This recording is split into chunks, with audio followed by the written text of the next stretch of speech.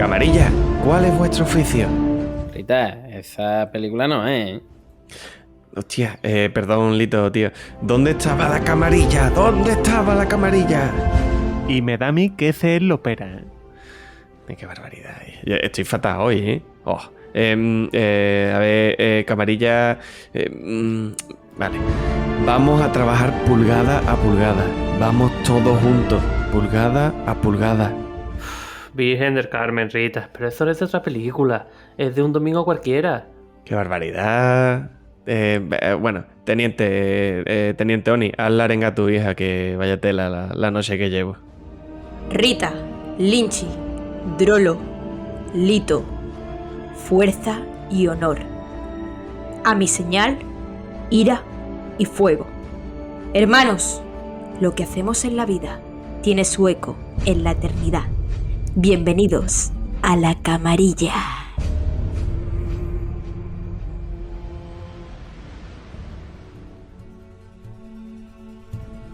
Largos días y placenteras noches, amigos y oyentes. Yo soy Rita Salazar y os doy la bienvenida a la camarilla. Arrancamos la temporada 1 y tenéis disponible, si queréis escuchar, la obertura, con tilde en la O, un audio donde explicamos un poco cómo funciona la camarilla. En este programa vamos a tratar Gladiator, porque yo le voy a decir Gladiator, que se lo he dicho así toda la vida. Bueno, en latín es Gladiator, pero yo le voy a decir Gladiator. Un peliculón del año 2000 del gran Ridley Scott, un peplum, una película histórica de romanos, de sandalias y espadas, de chanclas, un verdadero hito del cine. Una película donde Ridley Scott, podemos decir que recupera un género que estaba prácticamente perdido. Y una película que además está hecha absolutamente para el disfrute de los espectadores, de eso no se puede negar. Y como podéis comprobar, tengo aquí a mis gladiadores, que estamos ya en el Ludus, y uno de ellos, Drolo. ¿Qué pasa, Drolo? Buenas noches, Rita. No veas las ganas que tenía de volver a grabar. Vamos, hoy me he levantado con unos nervios, un peluceo y unas mariposas en el estómago. Que vamos, Carmen te lo puede decir, que bueno, que Carmen, ¿quién es? La Teniente Oni te lo puede decir, que he estado trabajando con ella y hemos pegado toda la mañana hablando de las pelucillas que teníamos para grabar esta noche. Luego nos contará algo de tu íntima relación con Ridley Scott, ¿no? Bueno, si surge, surgirá. Muy bien, no lo dejamos para más tarde. También tenemos aquí a Lito el breve. ¿Qué pasa, Lito? ¿Qué pasa, Pottingers? ¡Ah, camarillas! ¿Qué pasa? Por fin estamos de vuelta. Yo lo que tenía era una pelusa en el ombligo cuando me he levantado. Pero una pelusa que tenía hasta pata, me ha hablado y todo. Me ha dicho, Guillo, que hoy graba. Y yo, ¡vamos! Sangre y ceniza, Lito. También tenemos al maestro Linchi. ¿Qué pasa, Linchi? ¿Qué pasa, Rita? Tú fíjate las ganas que tenía yo de grabar, que os estoy escuchando cerquísima a todos al Lito más. Anda, el Lito grabando en tu casa, ¿verdad? ¿Tú qué clase de emperador habrías sido, Linchi, en el Imperio Romano? Te lo digo yo. Hombre, a ver, loco no estoy. Yo hubiera sido un emperador que hubiera mandado mucho, pero sin locura. Ah, muy Un bien. emperador como Octavio. Como Octavio, ¿no? Claro. O como Novenio. Vamos, permíteme que lo dude porque... Si hubiera sido yo, me hubiera llamado Novenio, claro. Seguro. Y por último, también tenemos a la Teniente Oni. ¿Qué pasa, Teniente? La que va a hablar de Gladiator os saluda. Yo también digo Gladiator, lo siento muchísimo. Voy a intentar decir Gladiator, no prometo nada. No digas más, lo que no tienes que decir más es ira y fuego, porque como lo vuelvo a decir, me voy a levantar y voy a tirar una antorcha en la vitrocerámica y voy a hacerme unas papas fritas. Pues bueno, pues si queréis empiezo yo. Esta noche estamos aquí para enfrentarnos a una de las películas más queridas por el público, me atrevería a decir. Para muchos una obra de... Dale, Carmen, dale, te doy mi permiso como directo, empieza. Es que me ha hecho gracia. Dice, si queréis empiezo yo, como si hubiera opciones. A ver. Y no nos da opción. Vale. Teniente, como podéis ver, oyente, Teniente y es por algo, ¿no? emperatriz. A ver, me están criticando, pero hay una escaleta Que yo la estoy siguiendo a rajatabla como buena concursanta de este podcast. Concursante. Para, yo no he visto. Gran película de Rodrigo Cortés, que recomiendo. Aprovecho para hablar de cine algo en este programa. La verdad que la película está chula, ¿eh? La ópera prima de Rodrigo Cortés. Bueno, ¿me voy Venga, a dejar hablar Empieza. Vale.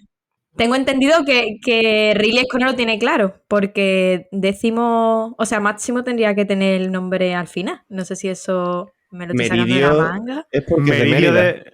Sí. Y Bueno, realmente... tengo entendido que se ponían delante los apellidos y detrás el nombre. Se Yo podría ya voy a llamar poner- Trujillo. Exactamente, se debería llamar Máximo Décimo Trujillo. Máximo décimo Trujillo. El nombre va antes que el apellido. Venga, Teniente Oni, comienza. Esos son los japoneses, los asiáticos, teniente. Cuando queráis, empiezo. Una película que nos trae, como he dicho antes, el género este peplum que teníamos olvidado, que precisamente un par de años antes teníamos alguna película de animación como El Príncipe de Egipto, por ejemplo, que también era de DreamWorks, o la propia Hércules también, un par de años o 3 después de Disney. Pero escúchame, que yo me he hecho un guión, no me estoy dejando hablar, ¿eh? Sí, pero te voy a introducir yo. Tú déjame que te voy a introducir, que se me ha ocurrido. Pero no que te ocurra porque yo empiezo diciendo que es muy querida, no sé qué, ya me he hecho yo aquí todo mi... Que se me va a ocurrir. Déjame, mi teniente. Y que... Claro, ¿has visto el guión que te ha hecho? Pues tíralo a la basura, venga. Hasta luego. Y que esta película, de alguna forma, eso recupera para el cine americano y para el resto del mundo en este caso, el peplum. Y que también una película que cuenta con un montante importante porque ya que se meten en esto, la teniente nos va a contar ahora bien. ¿A que te he introducido bien? Tú cuéntalo ahora ya como tú quieras. 100 millones de dólares y... ¡A que te he introducido! Y ahora ya, puertas abiertas. Pues así es, esta noche nos enfrentamos a una de las películas más queridas por el público, como he dicho antes. Para muchos una obra de culto, para otros una película sobrevalorada, sólida pero vacía.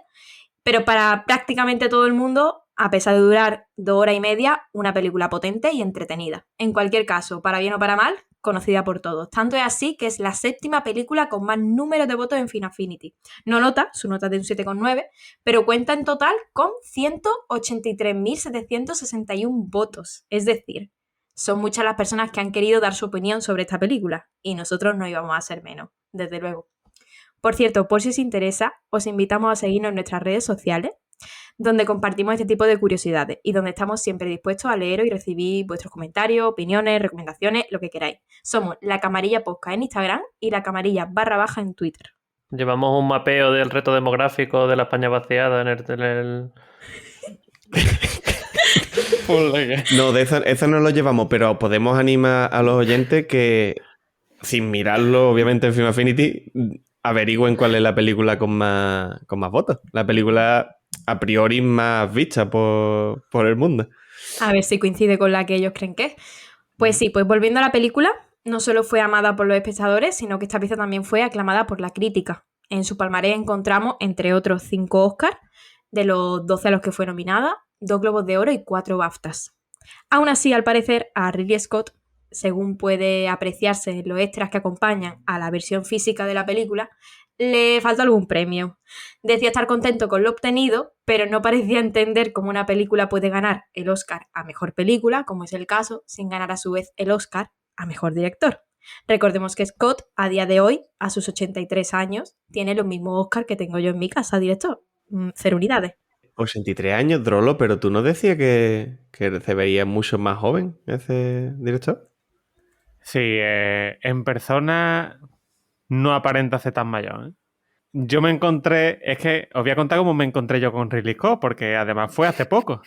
Fue en julio cuando fui para Oviedo, que paré en la estación de servicio La Malla, antes de llegar a Salamanca, por la A66, que tenía que echarle gasolina al coche, y ya aproveché y me comí allí unos torrenos.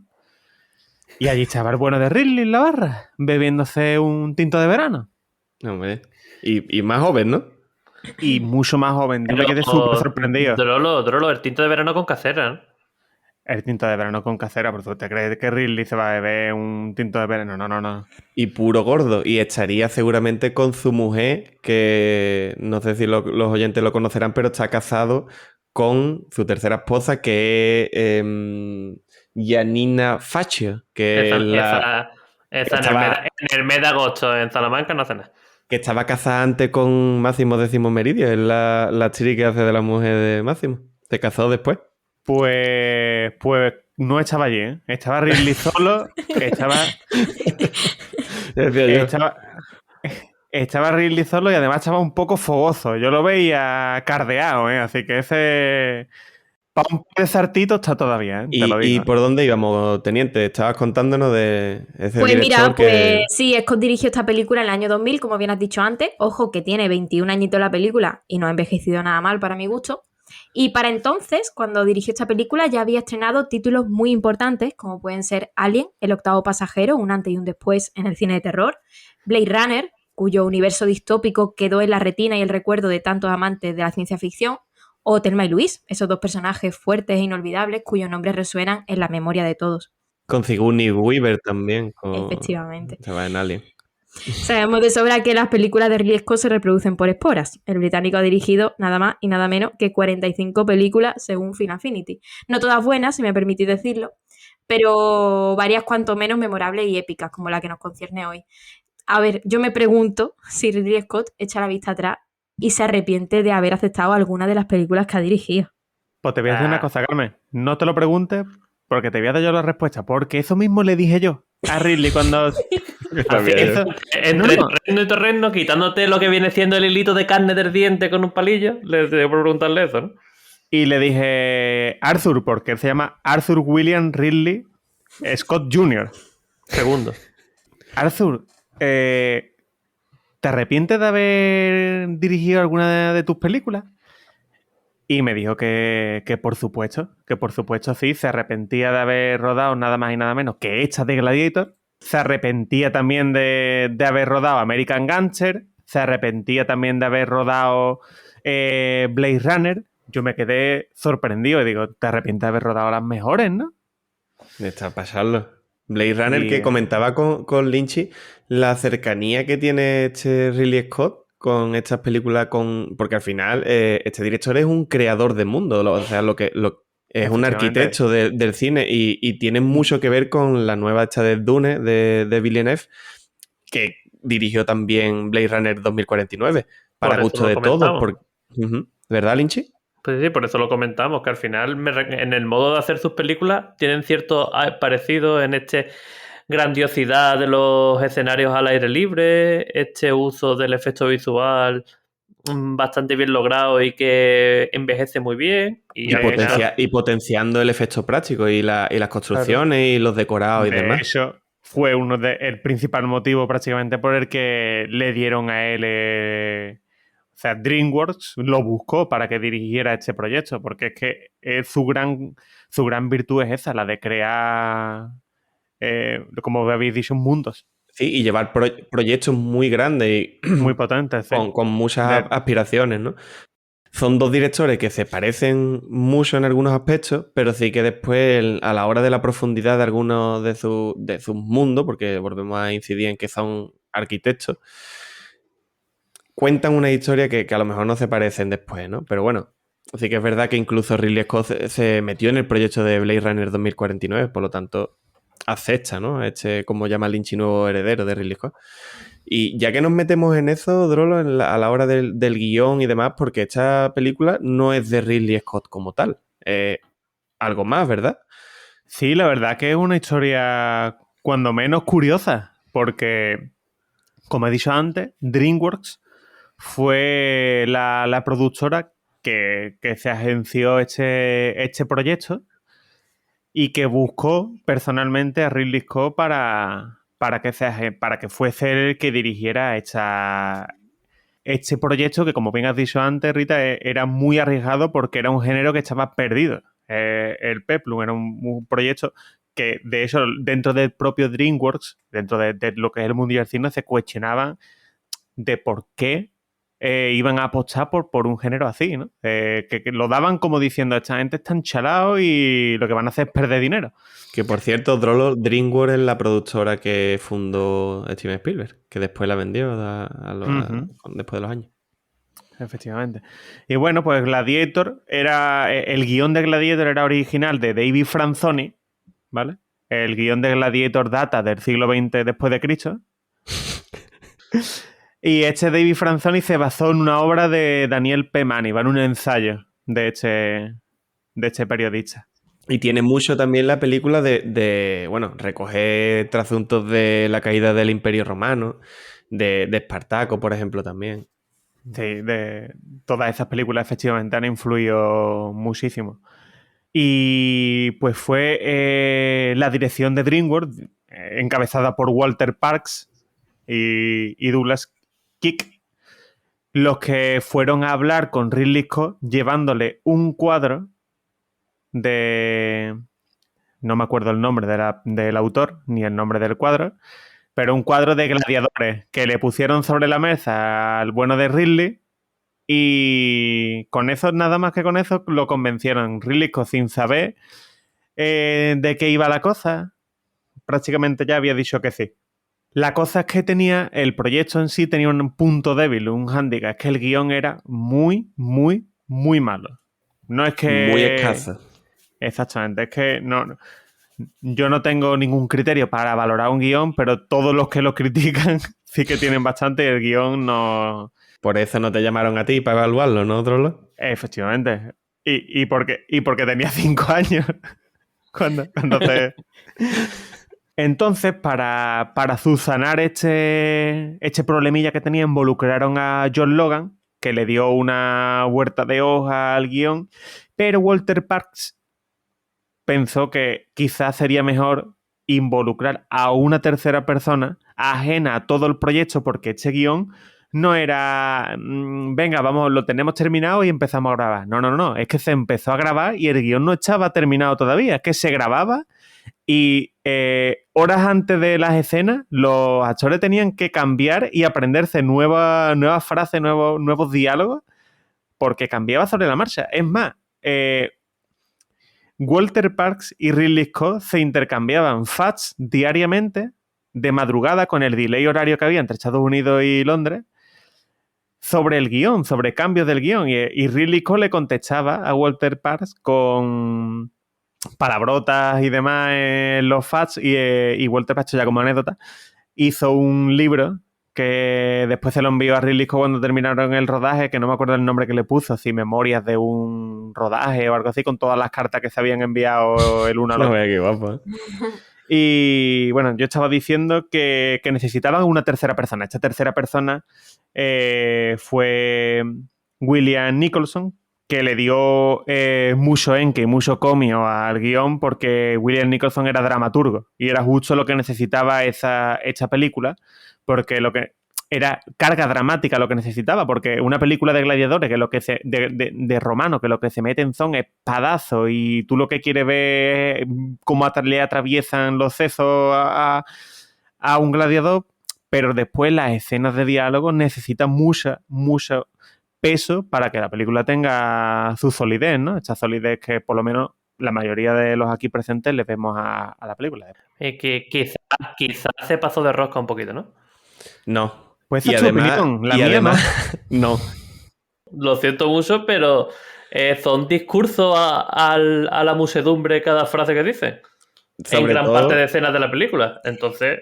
Sí, yo sí que estoy de acuerdo en que quizás son unos diálogos súper... A ver, que algunos son muy bonitos y tienen frases que han pasado a la historia, no lo podemos negar, pero es verdad que como trama no tiene una gran trama, pero sí que tiene unos diálogos muy elaborados. A que a mí hay muchos que me gustan, hay muchas conversaciones muy interesantes. A mi gusto son discursos, sobre todo cuando hablas basado en el personaje de Máximo, son como muy grandilocuentes, como si estuviera dando arengas constantes.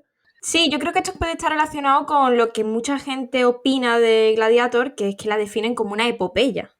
Ya si queréis meto aquí el término epopeya, lo que quiere decir, porque yo, sinceramente, yo tenía un eco de recuerdo de lo que era la epopeya de cuando estudiaba lengua y literatura en el instituto, pero no recordaba lo que era, así que lo busco en Google, que es mi pasatiempo favorito, Y al parecer la epopeya es un relato épico o narrativo que consiste en la narración extensa de acciones trascendentales o dignas de memoria en torno a la figura de un héroe que represente las virtudes más estimadas por el pueblo. El viaje del héroe, además. Sí, es que esta película está basada totalmente en el viaje del héroe y lo reconoce. Franzoni en entrevistas lo Claro. reconoce.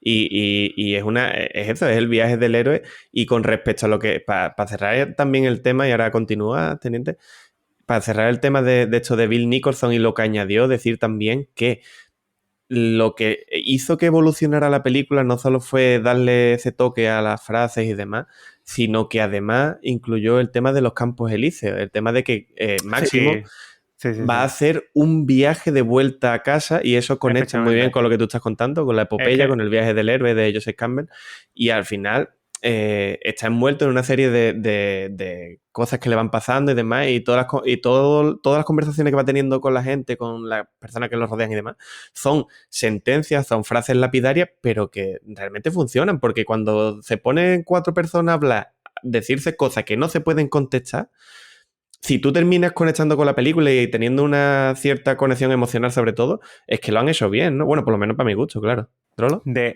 eso añadir que ya que has dicho eso, que esta película es lo que has indicado. Esta película es un viaje, el viaje del héroe y de vuelta a casa con su familia. No es una historia de venganza. Uh-huh. Que también es importante recalcarlo, que lo dejan muy claro tanto los guionistas como el propio Ridley, que no es una historia de venganza, que es una historia de la vuelta vuelta de a casa.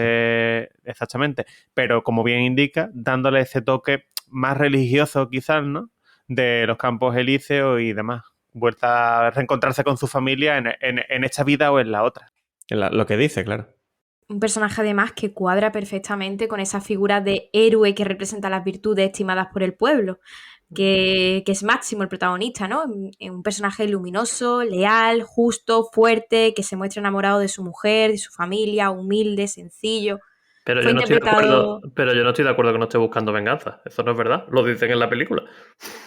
Una cosa es que tú, durante el viaje de vuelta, tengas la posibilidad de vengarte, y otra cosa diferente es que la película, el core de la película, Sí, el núcleo de la película, la finalidad sea venganza. motivación, No, claro. la motivación de la película es la vuelta a casa de este Máximo. Y no hay más que ver el principio y el final, Lynchy. No hay más que ver el Exactamente, es principio y el el mismo. final. El campo de trigo, él pasando la mano, que por cierto, para los oyentes, no es él el que pasa, no es Russell Crowe el que pasa la mano por el campo de trigo, sino que es un doble. Fíjate, el viaje circular, porque es que además son las etapas que, como está comentando la Teniente Oni, del viaje del héroe. Y si te fijas, hay un punto de la película donde Máximo se da cuenta que al final, porque sí que hay un momento, sobre todo cuando esta estructura de 3 actos de estos dramas, como dice, de la epopeya griega, hay un momento de la película donde Russell Crowe, donde Máximo se da cuenta de que al final su finalidad no es matar a Cómodo, es cumplir el sueño de un hombre, que es Marco Aurelio, y de hecho habla con Próximo y demás, y que tiene que matar a Cómodo porque es el villano, es el enemigo, es la figura del antagonista, también de la epopeya, pero no es el hecho de matarlo lo que lo va a satisfacer, es el hecho de que va a devolverle el pueblo Roma al pueblo, y de que así va, porque al final muere, se convierte en héroe y vuelve con su familia en los Campos Elíseos. Pero bueno, esto es una forma de verlo también, ¿no? No, ese giro final sí que existe en la película, pero existe en la etapa final de la película. Porque Máximo, durante gran parte de la película, Sí, por supuesto. él decide luchar cuando al principio no quería luchar con los gladiadores porque se entera que puede ir a Roma a ver qué ocurre. Al principio no quiere quedar con el senador porque a él no le interesa. Luego nos metemos en ese aspecto bien y lo Tu punto de bien. vista es totalmente válido, Lynchy. Si yo no. Aquí, por una vez, no te voy a discutir y voy a intentar darte la contraria. Es que yo creo que ambos coexisten en la película, solo que la finalidad que le dan los creadores de la película es la otra. Ya después cada uno puede interpretarlo como quiera porque da la posibilidad de ambas. Yo lo que no entiendo es por qué Máximo necesita hacer, Russell Crowe necesita un doble para pasarlo la mano por lo harto del tiro, que es celíaco. Porque por lo que se ve, tú sabes. Tiene la mano muy fea. Iba de estrellita y a lo mejor le dio pereza grabar esa escena. Sin más. Puede ser.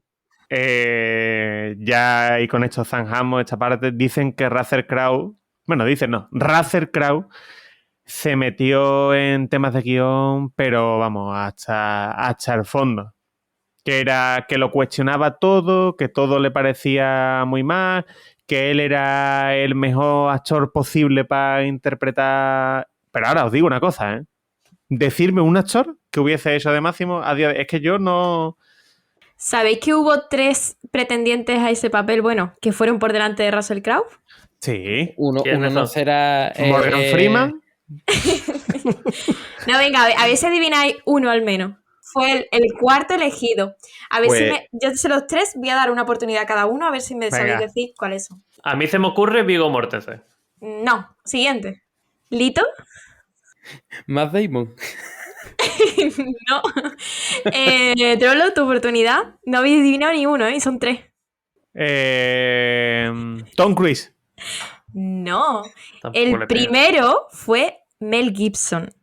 Es verdad, sí, es verdad. Es verdad Le que lo pareció habían que era tanteado. muy Ujú. mayor para el papel y entonces no lo aceptó. ¿Cómo habría encajado Teniente? ¿Cómo habría encajado Teniente? Y ya continuamos si quiere con la epopeya en el viaje del héroe, Mel Gibson. No lo tengo claro, la verdad. Pero si queréis, planteamos cómo hubiera encajado el segundo pretendiente al papel, que fue Hugh Jackman. Hoy. Virgen del Carmen. Con los huevos en la garganta, colgando.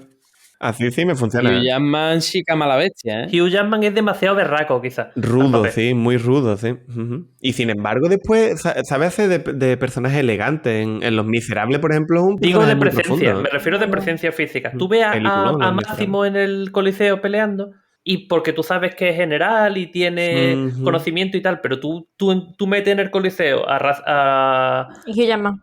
¿quién le va a ganar? Como mete a Tom Hardy, que por cierto participó en Black House derribado. Tú imagínatelo, Ridley. o sea, entonces es que a mí me parecía demasiado vasto ya, pues tú metes ya... ¿Y el tercero, Teniente? La tercera opción fue, yo creo que por eso de venir de Trujillo, Antonio Banderas. Ese sí no hubiera pegado nada. Pues escúchame, ojo, que me lo imagino con los pelitos así en el flequillo colgando. Sí. ¿No, Lito? Eso en el último Guerrero no hizo un mal papelito. Es verdad, película, Lito, a reivindicar el guerrero número 13, ¿eh? Eso, el Guerrero número 13. He dicho yo el Sí, yo último te Guerrero. entendía, pero- yo sabía por dónde iba porque me gusta mucho esa película. a mí Que- también. Pues yo lanzo una... Rompe una lanza, ¿no? Rompo una lanza. Lance una rompa. Yo me clavo una lanza en la cabeza en favor de Russell Crowe. No. Y te digo más, ¿Por te qué? la clavas bien porque se le otorgó el Oscar Mejor Actor por este papel, así que muy mal no se le daría. A mí- Yo solo quiero decir una cosa. De Máximo pudo haber 4 pretendientes, pero como de cómodo se pensar en alguien que fuera otra persona, que no fuera Joaquin Phoenix, es para desde coger luego. a Hombre, los encargados de casting y tirarlo por el Monte Fuji para abajo, ¿verdad?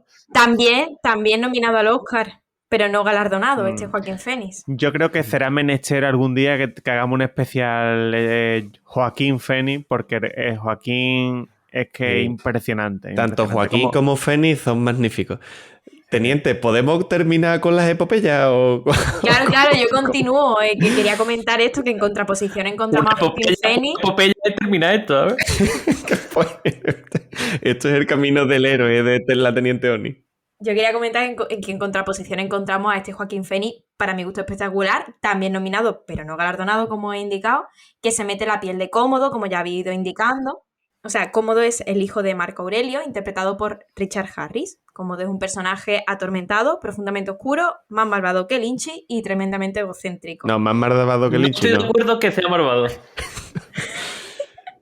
¿Ves cómo es malvado Lynch también? No, es que no, es que Cómodo no es Bueno, un personaje malvado. atormentado, Sí, atormentado traumatizado. Vale. Bueno, no quiero pasar por Era alto. paranoico perdido. Efectivamente. Veía enemigos por todos lados. No quiero pasar por alto a quien la acompaña en muchas escenas a este gran Joaquin Phoenix, que es la que interpreta a su hermana, Connie Nielsen, en el papel de, no sé si dice Lucilla. Lucila. Lucila. Bueno, quiero indicar que es el único personaje femenino de esta película. Lo dejo ahí, pero bueno, tiene 21 años. Ya sabemos lo que pasaba. Y la mujer Sí, de pero Máximo, no tiene- que no tiene tiene- Ni un intento de frase, o sea que... La pobre aparece 5 minutos, de los 5, 4 parece que más. Bueno, lo que quería comentar, que hace de un personaje que es inteligente, fuerte y para mi gusto tiene una gran y poderosa presencia en pantalla. Y bueno, cómo no mencionar a Oliver Reed, quien dio vida al personaje de Próximo, el anciano entrenador de gladiadores. Bueno, ¿De qué personaje, teniente? ¿Cómo se llama? ¿Próximo? Eso. Pero, ¿cómo? Que ¿Cómo no se sé llama? ni la X, cabrón, no me jodas. Cercano. ¿Próximo? Cercano. ¿Cómo? Hoy me he Próximo. dado cuenta, Próximo. abrimos aquí una sección de historietas familiares, que mi padre dice la X como ec, en plan, extrenador. Y yo digo estrenador, o sea, como que tenemos que fusionar la X de los dos para conseguir la X real. O sea, pero tu bueno, padre diría próximo, ¿no? próximo. Y yo digo, Tiene nombre de próximo, pastel. es que... Come 2 kilos de próximo, que me lo voy a llevar para mi casa y lo vamos a comer para merendar. Que dieron vida a este personaje Oliver Reed y el CGI, es decir, los encargados de la imagen generada por computadores, porque el bueno de Oliver murió a mitad de rodaje por una intoxicación etílica y Ridley tuvo que apañársela con las secuencias que ya estaban rodadas. El cast estaba muy cansado y no podían plantearse empezar de cero con otro actor. Quizás este, para mi gusto, podría ser el personaje con más aristas de la película. Para mí los demás... El pobre hizo lo que pudo, ¿eh? Muy plano, ¿no? No sé qué pensáis vosotros de los personajes. Yo no veo personajes grises dentro del guión, ya no me meto en los actores, ya es como que o son muy buenos o son muy malos, ¿no? Como Eso que te iba a no... decir, teniente, más que plano, yo diría que sí que tienen unas motivaciones muy claras y tienen una deriva también muy, como que los hay muy buenos y los hay muy malos, pero si te fijas, por ejemplo, Máximo, que es el protagonista, no tiene ningún problema en matar cruelmente, cortarle pero- la cabeza a un enemigo, ¿no? Pero Entonces, se refiere eso- a malos y buenos de la actuación. No a cómo No, es el No, me personaje. refería al se refiere a personaje. eso, se refiere a que los personajes Joder. sean... No, esa broma no ha colado, Lynchy. Se refiere a personajes, eso, con ciertas inclinaciones a lo que tú no te vayas a esperar, ¿no? En plan, uy, mira lo que ha hecho este. Y sin embargo, eso, Máximo, por ejemplo, le corta la cabeza al enemigo en mitad. Con Inir, sin ir más lejos, Lucila se ve obligada a hacer cosas que probablemente no quiera, porque su hermano la tiene cogida por los huevos, por estas relaciones triangulares que se van estableciendo en toda la película. Y el propio Oliver Reed, haciendo de Próximo, como tú dices, es un personaje que efectivamente tiene muchísimas aristas y es el personaje que más cambia a lo largo de la película, en el sentido que al final se redime, porque es un esclavista que es totalmente práctico, pero sin embargo, porque bueno, él busca ganar dinero y demás, pero sin embargo, al final acaba cediendo, ¿no? Por hecho de Marco Aurelio y demás. Es un ¿Rolo? esclavista esclavo. Es un esclavista esclavo. Él es esclavo de lo que es Roma, de lo que dicen que... ¿Qué hay que Cuando se hacer? habla de Roma, no como ciudad, sino como... Como Estado, como civilización. Es un esclavo del sistema. Exactamente. Es un esclavo de aquello y entonces De gracias la forma a... de la idiosincrasia.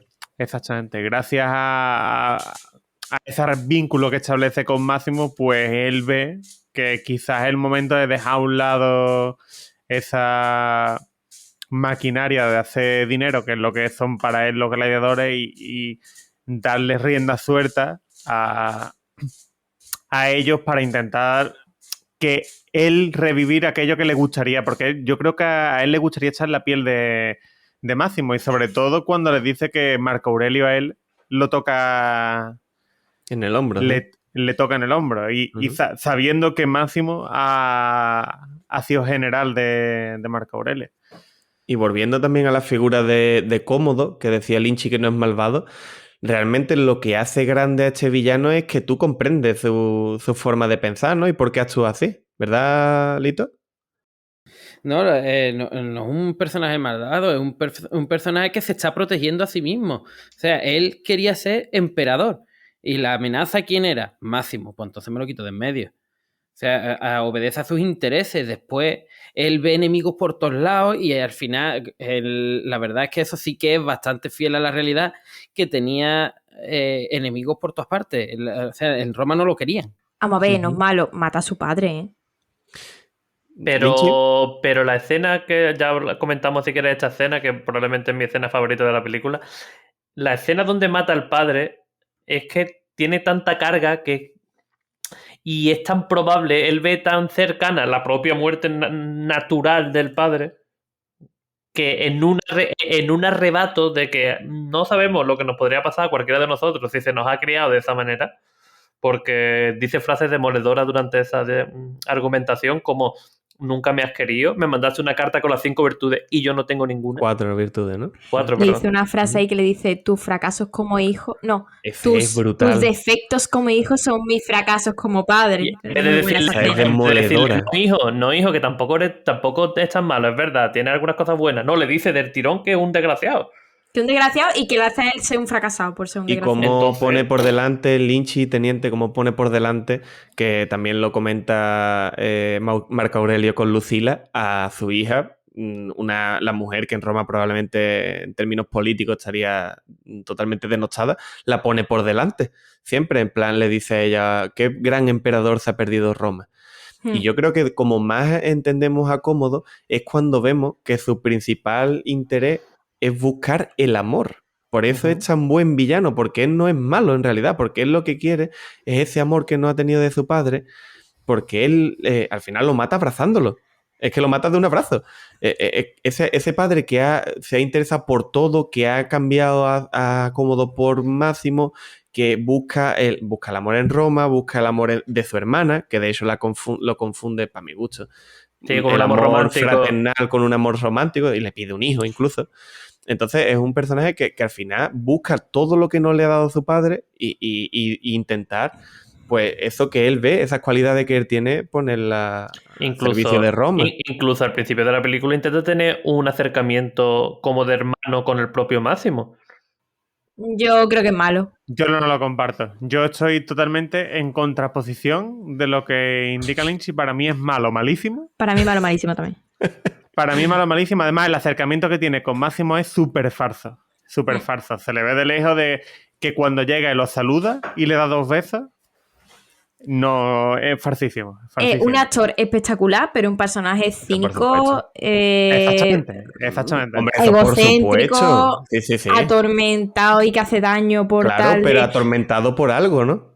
Pero a lo mejor Pero no sí. merecía ese cariño que no recibió. Bueno, no me quiero poner Vale. tampoco muy mala, pero que Hombre, bueno. ser mala persona, pero la hermana lo ha recibido. Igual él no lo merecía.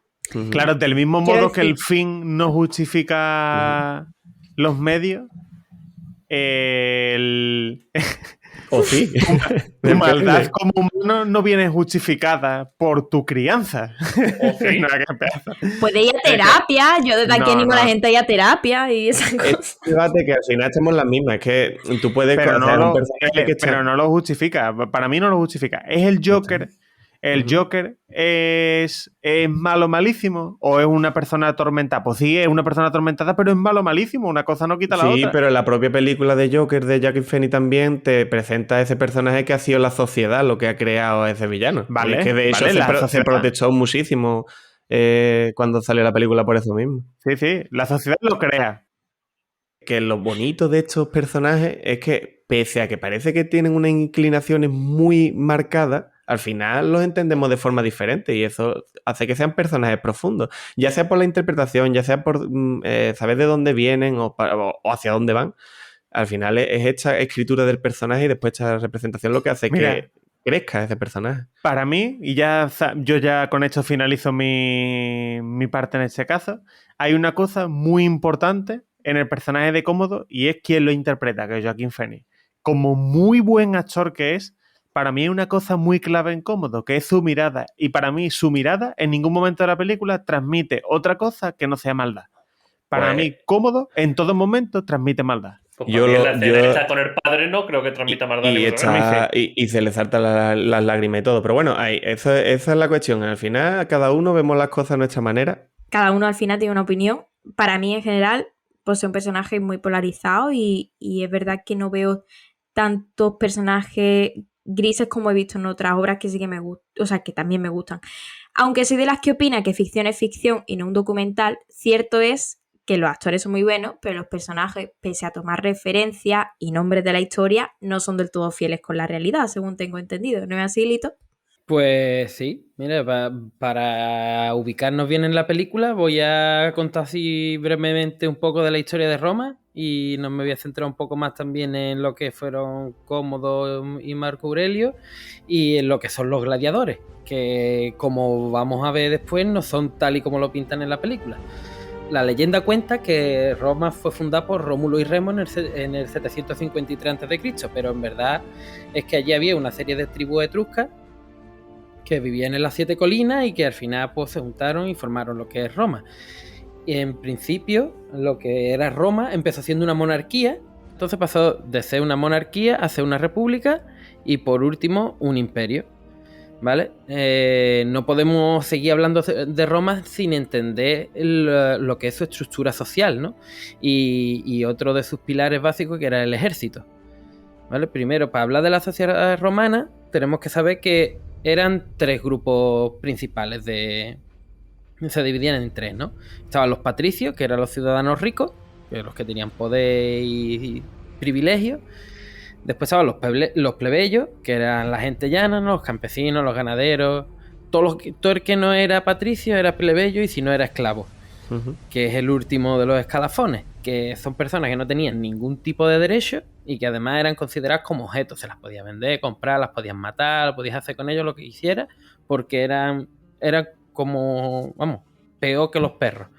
O sea que la diferencia que tenemos entre los plebeyos y los esclavos es que los plebeyos son ciudadanos romanos, mientras que los esclavos no.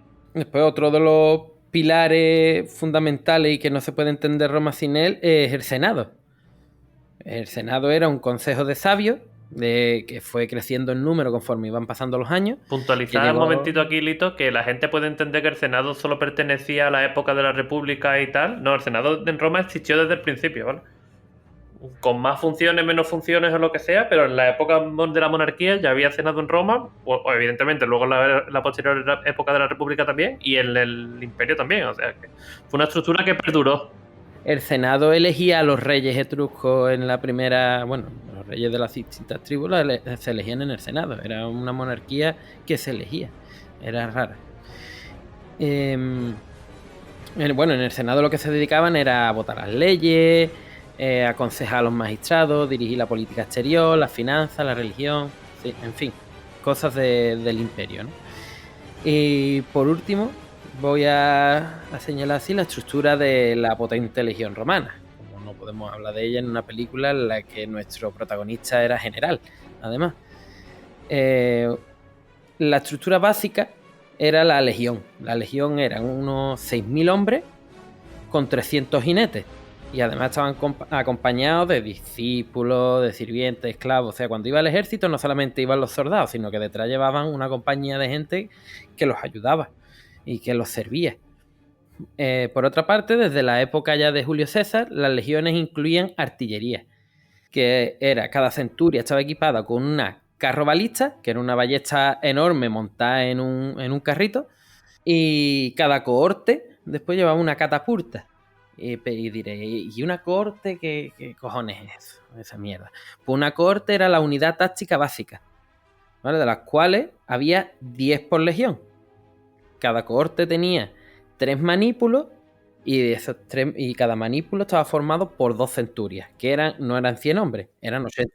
Manípulo es una palabra guapísima, ¿eh? Manípulo es una palabra espectacular. Yo no sé por qué no la utilizamos más, un manípulo y nos vamos.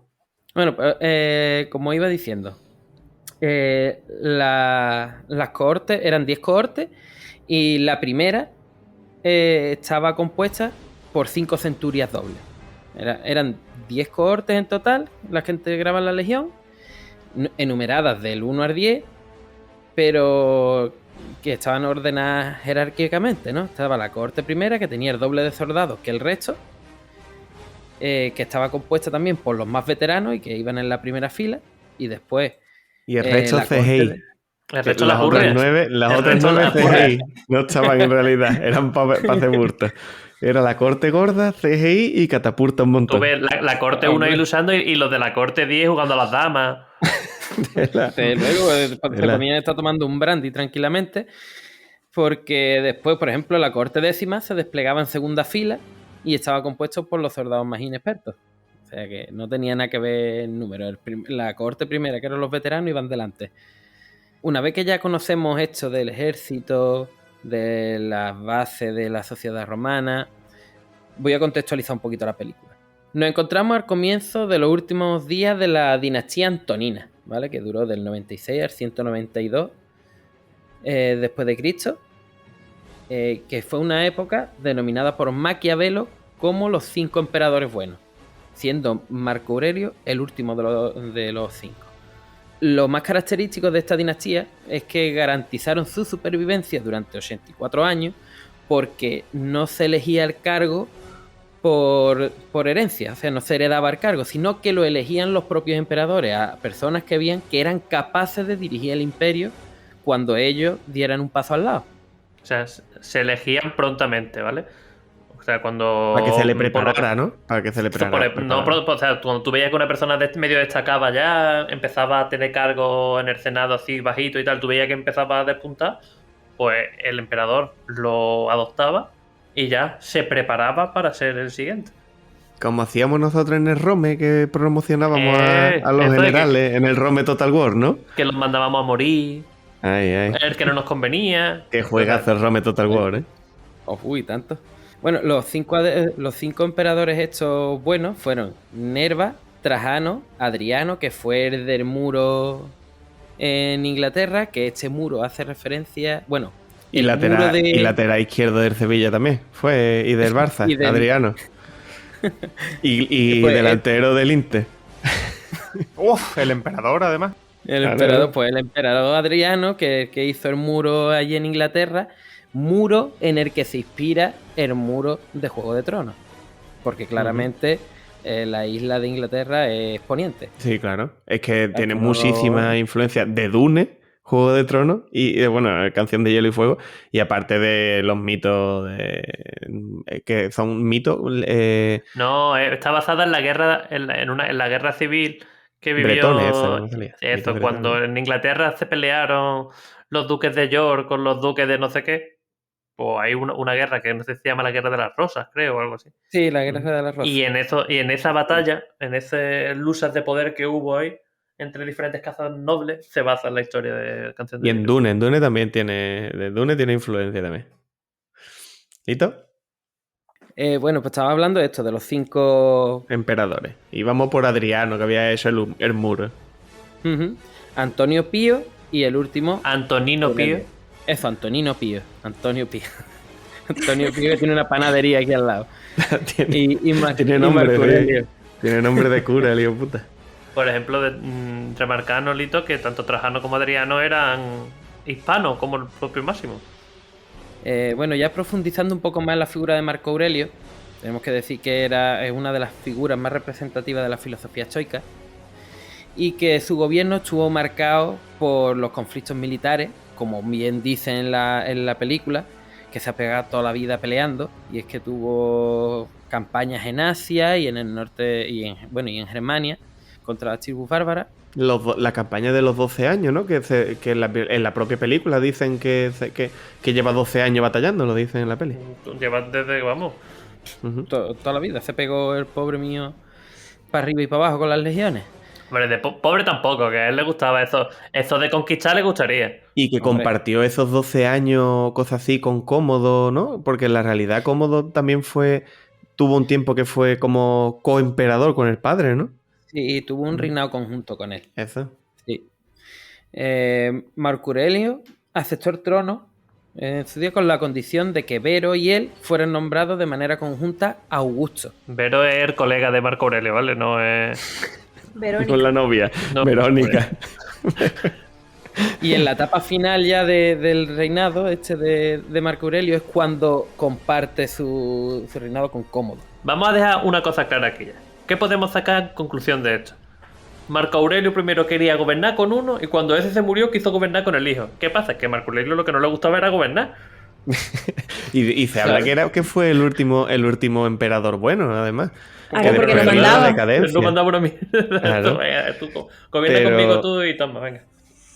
Y ya partiendo de esta base de la historia de que Marco Aurelio va a querer pasarle el trono, el imperio a su hijo, que lo dice Lito ahora, si tú ya te casas con la película partiendo de una base que es completamente contraria a la realidad, el resto de inconexiones históricas de la falta de rigor histórico y demás te tiene que dar un poco igual, ¿no? O sea, yo leo, sé que no fue así y no voy, y decir no me gusta. Con lo malo que soy yo siempre y toda la pesca, en esto es que estoy de acuerdo. La película no al inicio no pone basada en hechos reales, ni inspirada en hechos reales, ni nada. Claro, es que... Ni nunca lo pretende. Entonces yo la gente que dice, es que no veo la patada que le pega a la historia. Es como, ¿y qué quiere?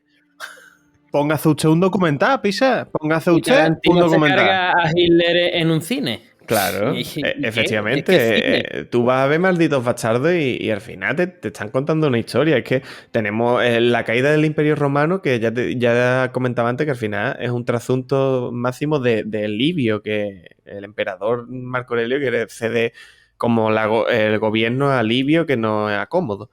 Y de ahí se lía la pajarraca, o en Espartaco mismo, que también se inventan una pila de cosas, aunque lo de los gladiadores, que lo vas a comentar ahora, Lito, sí que lo reflejan bastante mejor en ese aspecto, ¿verdad, Carmen? ¿Es verdad, Teniente Oni? El tema de los gladiadores y demás, o en la serie de Spartacus, por ejemplo, también comentaban de Sí, que... en Spartacus al parecer está mejor reflejado lo que realmente era un gladiador. Que creo que Lito ha hecho aquí un estudio de las diferencias, pero claramente no es lo que vemos no es esta lucha a muerte que vemos en la película, ¿no es así? Sí, la verdad es que está bastante lejos de la realidad. Y ahora lo profundizaremos en el tema gladiadores. Vamos a finiquitar primero a Marco Aurelio y a contextualizar también un poquito a Cómodo. Y cómo... Liquidarlo lo liquida Cómodo bien en la película. Lo deja fino, lo deja pajarito. En la realidad se le atribuye la muerte a un brote de peste, pero es cierto que Cómodo estaba con él en el momento en el que murió. Que tendría peste también. Y que probablemente estaba más loco en la realidad que en la película. Con eso lo digo todo. Seguro. Que Hombre, salía... hombre. Shh, escucha, teniente, puedes pensar lo que quieras de los personajes, pero en la realidad salía disfrazado a la calle, luchaba con los gladiadores en todos lados. Y que cuando mandó, yo no sé si se lo va a contar Lito, pero cuando mandó le cambió los nombres a todos, hasta los meses del año, para que todo llevara su nombre. Total, que se muere Marco Finiquita, Aurelio. Lito. Que Marco Aurelio se muere, a tomar por culo. Se muere en el 17 de marzo del 180 en Vindobona, que es Viena, en compañía de su hijo. Que es donde están Como en la habéis película. dicho. En la película están luchando contra las tribus hermanas y están en Vindobona. Y ahora empieza el gobierno de Cómodo. Tiene la parte del reinado conjunto con su padre, ¿no? Del 177 al 180, que es la que se puede definir que estaba un poco más moderado, entre otras cosas, porque también luchó en los ejércitos, ¿no? En el Danubio y tal. Y del 180 al 192 tiene su gobierno en solitario y fue degenerando en una paranoia incontenible y llevó al Imperio Romano a una de las mayores crisis de gobierno desde Calígula, Nerón y Domiciano. O sea que imagínate, la que formó el pobre. Y Cómodo fue a morir de una manera chunga tela, porque estaba ya paranoico del todo. Ya empezaron a conspirar contra él, la concubina envenenó la comida, pero él vomitó la comida. Entonces dijo, Por lo que fuera. estoy hecho polvo, me habéis dejado fatal, esta comida estaba en mal estado, tomate caducado de hace más de 3 meses, Esa tiene me también voy eso a dar daño. un baño. Yo me habría escapado seguro. Te habría muerto. Y también se había escapado porque todo el mundo sabe que el Lito no se baña. Eso es verdad, eso También. es bien sabido. Se fue a darse un baño y mientras estaba en la bañera, los que habían conspirado contra él, estaban giñados y cogieron a un Pretoriano, ¿no? liberto Ajá. que se llamaba, como bien has dicho, ¿no? ¿Cómo se llamaba? Como bien has ¿Pretoriano dicho, se te llamaba? llamabas Liberto. Yo tenía un perro que se llamaba así, como bien has dicho. No le he puesto, no le he puesto No le ha puesto nombre en Lita. Eso, contrataron a un Liberto. Liberto número uno. Para que lo asesinaran. Y estaban en mapa 3. En mapa 3, Liberto número 1. Que los conspiradores se guiñaron, contrataron a un Liberto y lo estrangularon allí en la misma bañera esa misma noche. Y después de su muerte, el imperio se sumió en la época de guerras civiles, conocida como el año de los 5 emperadores. Que ninguno escapó bien. Esa época fue Shungatela también. Sí, por lo que fuera. Que empieza con cómo empieza lo que va a ser el derrumbe del Imperio Declive, Romano, ¿no? Que ¿no? se dice. El declive, claro. Que duró, que es largo, duró sí, que en- fueron unos 200 caer. años, ¿no? Porque, hombre, también un imperio tan grande Claro. como Roma, que tenía unas bases tan sólidas, también costó... No, y una luego, escalada abajo. quiera que no, Constantino capeó temporada bastante bien con Sí, esto de también. aceptar cristianismo y toda la pesca. Claro. Antes de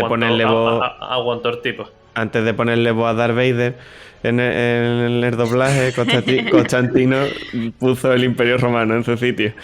Un grande Constantino Romero. Bueno, y ya que hemos terminado ya de contextualizar así a cómodo un poquito y tal, ya voy a hablar de los gladiadores. Que no nos podemos ir Ay, sin- a eso hemos de esto venido. sin hablar Eso de es lo los que gladiadores. queríamos todas. Nosotros no Vamos, nos venga, importa vamos. la profundidad de los personajes. Queremos sangre y ceniza. Gladiadores, palabra que proviene de la palabra latina gladiolo, ¿No era Gladius?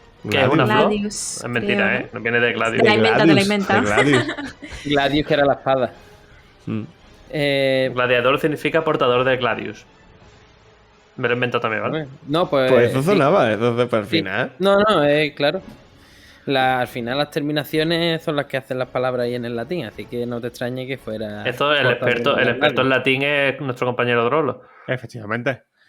Y como bien indica Lynchy, Gladius, ¿vale? Viene de glades, que significa sostener, y ius, con mucha fuerza, ¿no?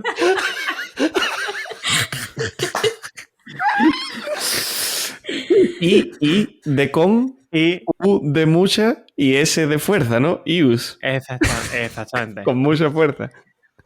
Y gladiador, etimológicamente hablando, pues viene de gladius y or, que significa, además de todo eso, fuerte y potente.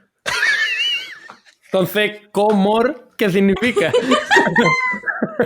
¿O candemor? Ese era chiquito que había visto Gladiator también, le gustó. No viene del latín, viene del griego. Bueno, Bueno, los nos lo gladiadores. explica en el siguiente. Sí, No lo- cara. Esa etimología es La mucho tienes que más estudiar, compleja. ¿no? La tienes que estudiar. Tendrías que volver a repasar. Lo dejamos en pendiente, vale. Continúa con los gladiadores, Lito. Con los portadores de los gladios. la imagen que se tiene de los gladiadores es muy diferente a la que en realidad era.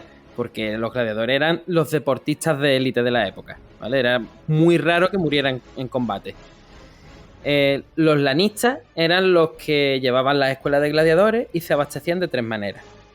Una, compraban esclavos de guerra que tenían ojeadores, ¿vale? Que iban con las legiones. Hubo un lanista muy importante de la época que se llamaba Monchium. Era director Ese. deportivo Y un del tío- Tracio y un Fútbol tío que Club. y un tío que veía todos los combates de gladiadores que había, que se llamaba Mardini. Ese que se llamaba tal cual. Maldinium. Mardini. Bueno, no divaguemos más. Que los lanistas tenían ojeadores que iban con las legiones, y cuando las legiones ganaban, los soldados que apresaban del ejército contrario, pues le echaban un vistazo de que estaban bien de forma no sé qué. ¡Pum! Te lo compro. Y lo compraban mucho más barato porque no había intermediario ni nada. Así Los que, Geadium. plan. Y ahí tenían ya... Cuatro pipas les costaban, vamos. No veas. Es que te pone a pensarlo y es que está todo inventado ya, ¿eh? Es que te crees y está todo inventado. Ya estaban ojeando, ¿eh? Y de hecho, había una casa de apuestas que se llamaba Sportium. Y continúa. Y tiene poca vergüenza William Hill decir que es la más antigua. No. Además, eso no es verdad. De hecho, el propio William, que me lo he encontrado yo varias veces, Subiendo la colina.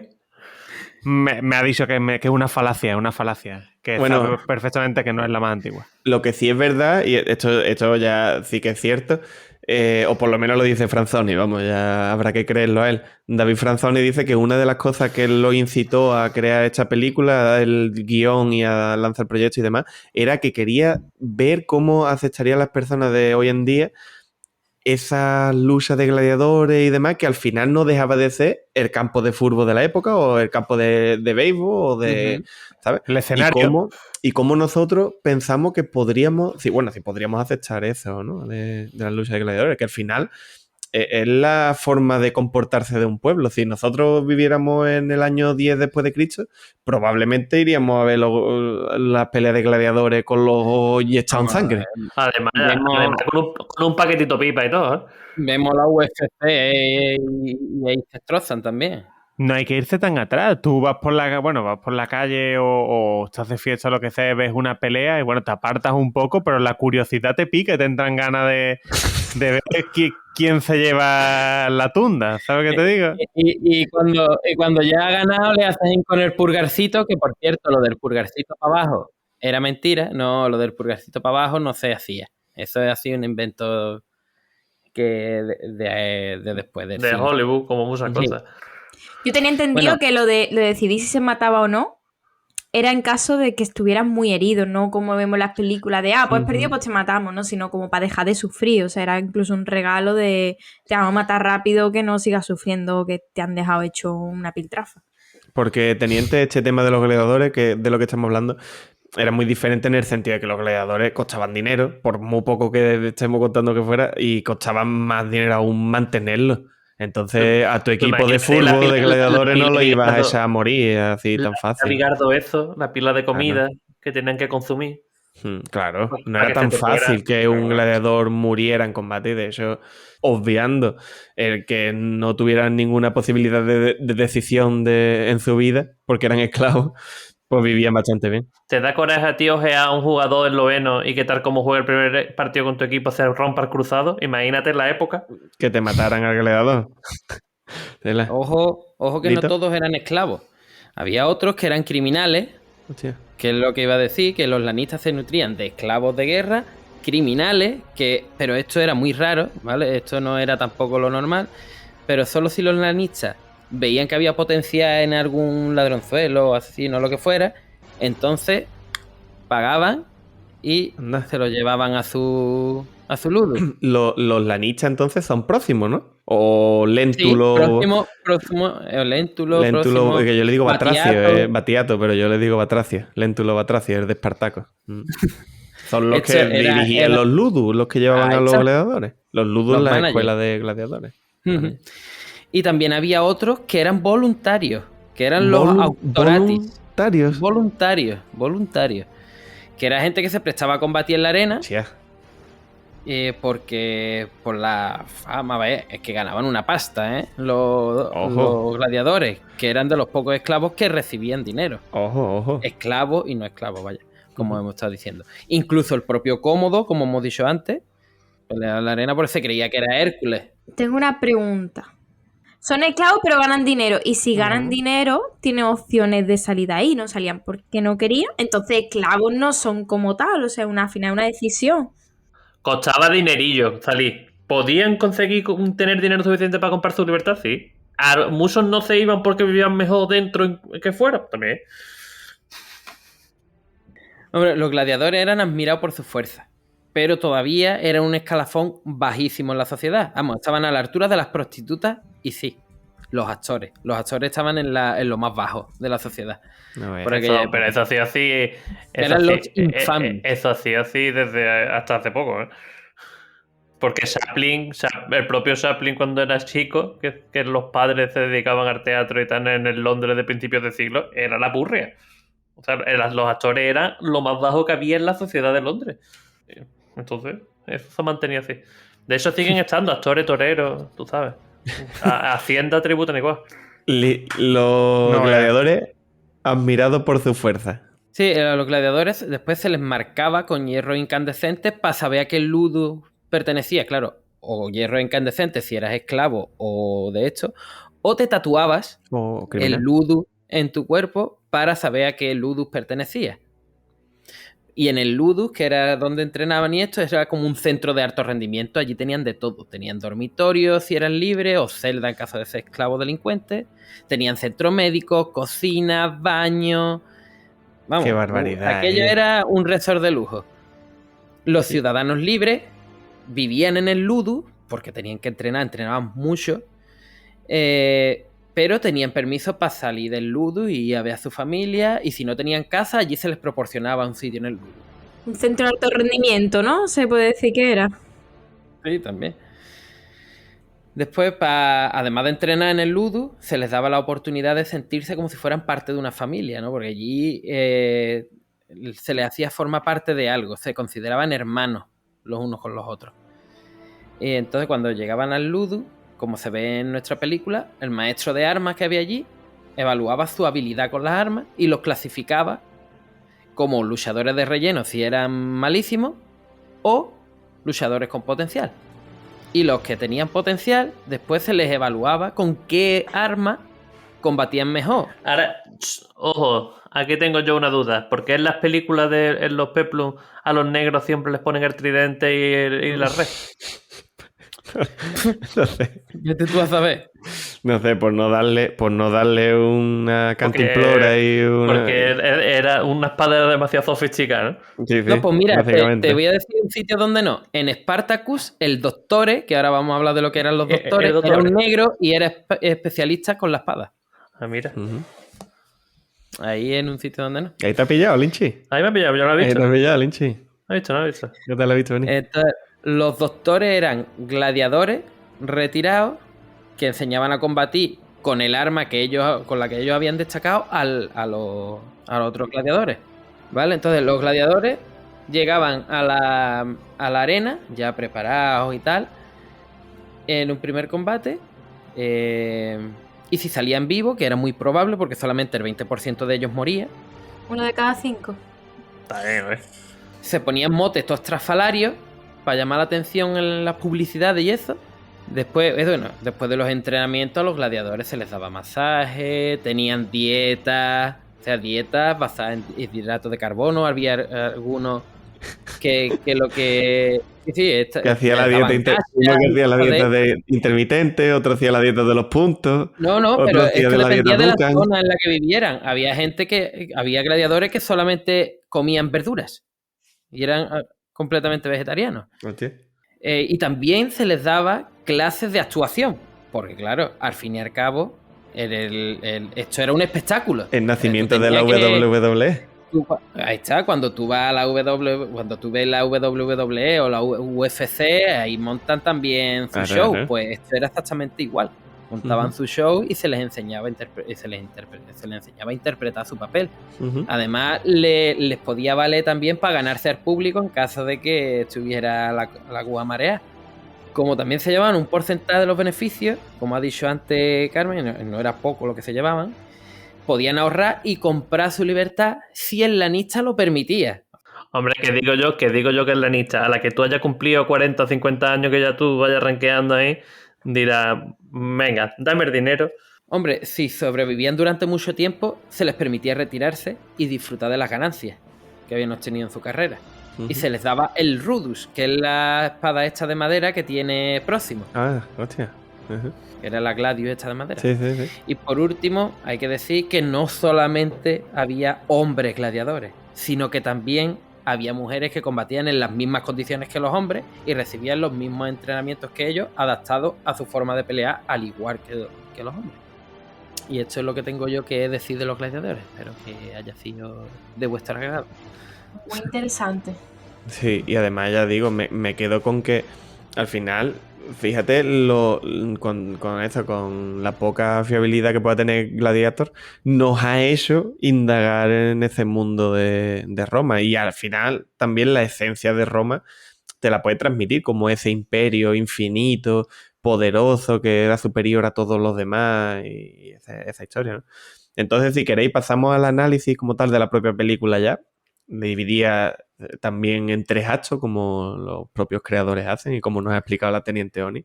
Una película que se preocupa muchísimo por sus personajes.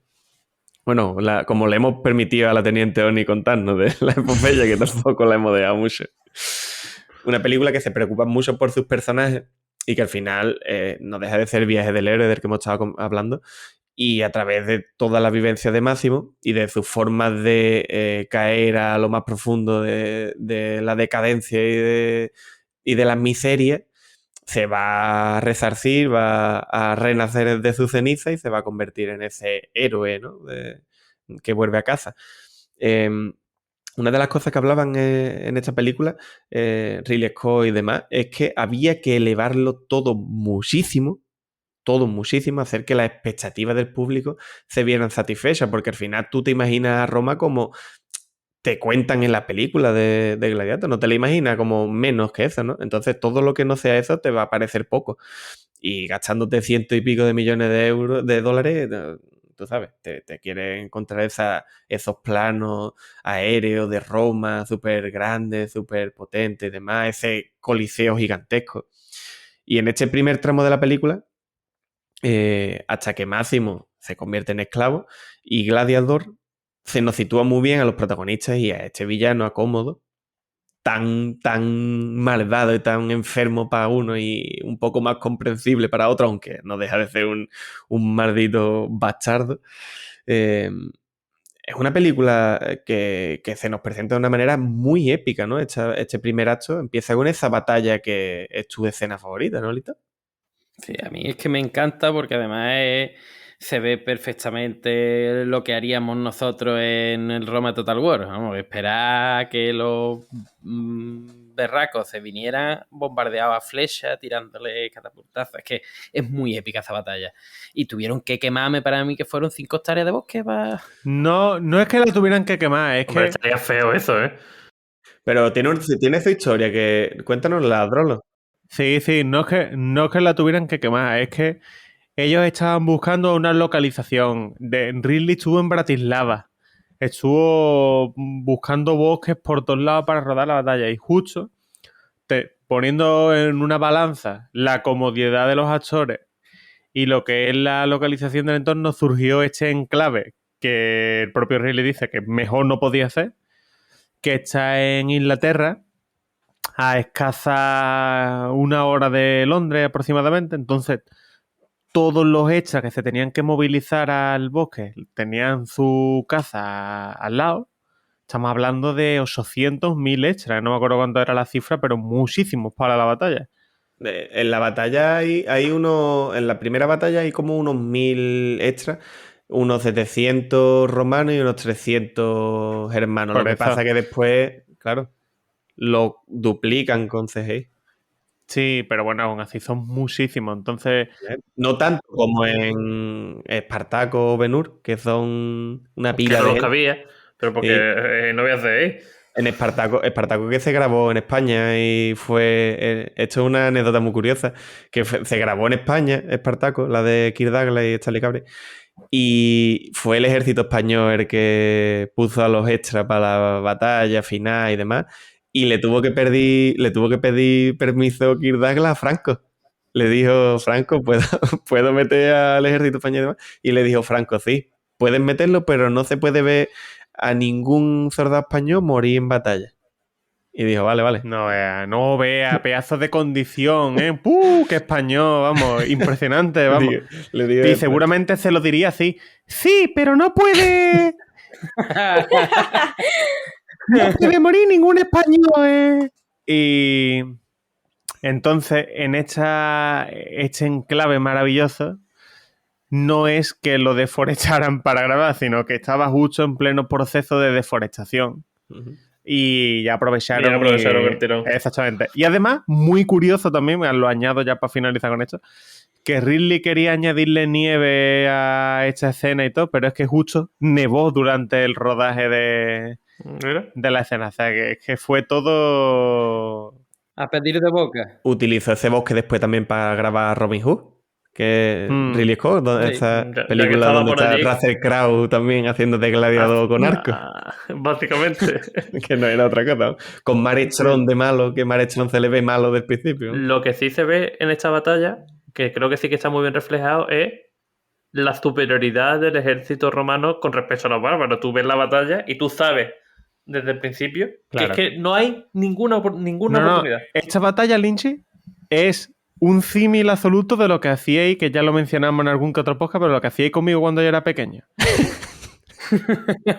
Los romanos hasta las cejas de armadura, cota de malla, que sí.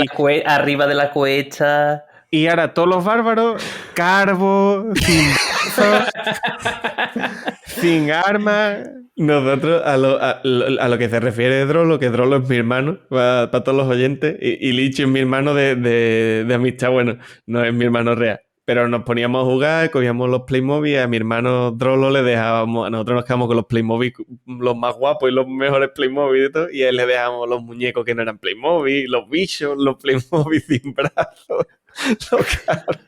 Claro, era una batalla total perdida desde el minuto 1. Pues esa era la... En eso está basada la estrategia romana, en nuestras Pues eso es Gladiator. incursiones. Y si queréis ver una batalla similar a esta, me gusta a mí mucho la batalla inicial del capítulo 1 de la serie Roma. Que sería acá, ¿eh? Muy guapa. Además, es contexto muy parecido. Porque en vez cambias germanos por galos, pero te da igual. O sea, Sí, va desde Julio César hasta el principio del reinado de Octavio Augusto. Esa Que dicen es que la esa franja de serie, tiempo a la que se dedica. hay una leyenda que dice que la serie de Roma, que le metieron fuego a todos los escenarios y eso, sí, los propios productores y demás contrataron a gente para meterle fuego a todo porque no había dinero para continuar con la producción, porque Sí, sabían era muy gastar cara. y de hecho la serie se ve Y increíble, es exagerado. brutal. Espectacular. es Y como brutal. no había pasta, eso dicen, vaya, eso no sé si será verdad o no, pero dicen. Y todo lo que estamos hablando ahora mismo al final no deja de ser una intención también del equipo de plasmar en imágenes con esas catapultas, los escorpiones, tanto fuego, la flecha que las tuvieron que añadir posteriormente con CGI y demás, la superioridad tecnológica del Imperio Romano y la habilidad para formar estas legiones que nos ha explicado Lito, las cortes y demás. Esta estrategia que así, al final barría al resto de civilizaciones y por eso eran los romanos tan buenos, porque pensaban más que el resto, no deja de ser otra cosa.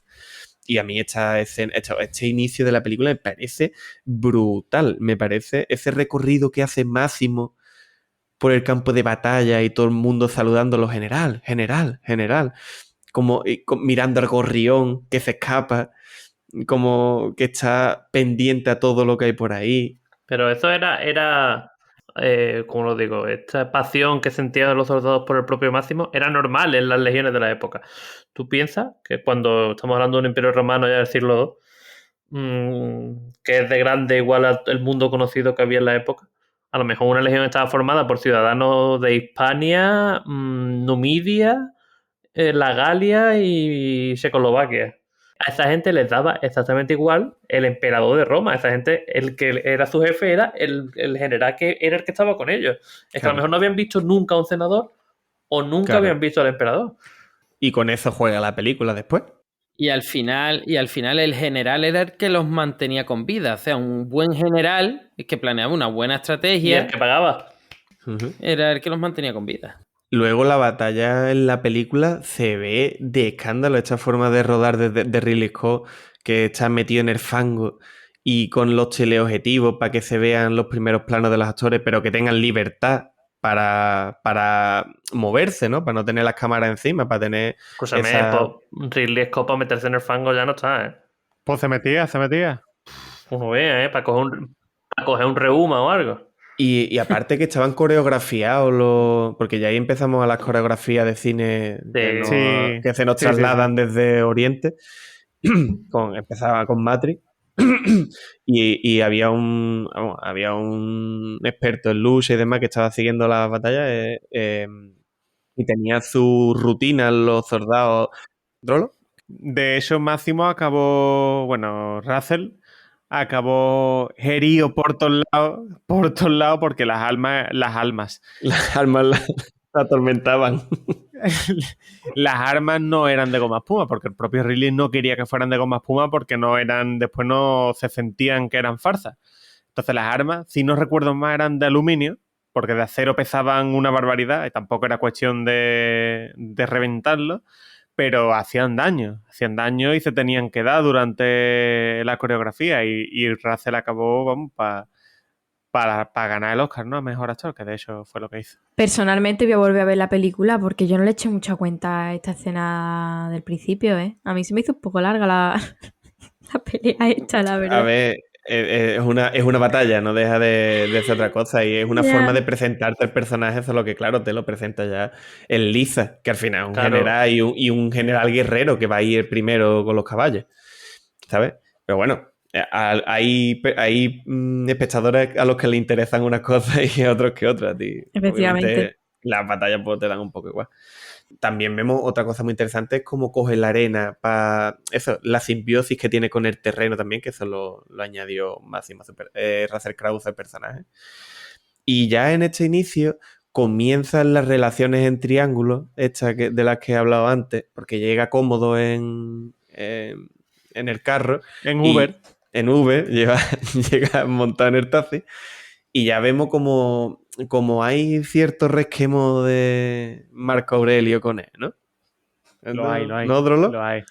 Lo hay. ¿Hay resquemor? Hay un resquemor. Lo hay. También se ve una especie de... Como nos dejan caer como una intriga política con Palco y Gallo, que después no va a ningún lado. Eso es una forma de darle otra pintura más, ¿no? Porque al final había intriga y de alguna forma... Les pagaron el sueldo de actor y después dijeron, hostia, pues han caído del guión. Pues lo ponemos aquí. También aparece Cicerón al principio, que lo vamos a ver lo importante que va a hacer, como después al final va a ayudar a Máximo. Y hablábamos de las frases antes. Lo ayuda poco, ¿eh? Bueno, lo intenta.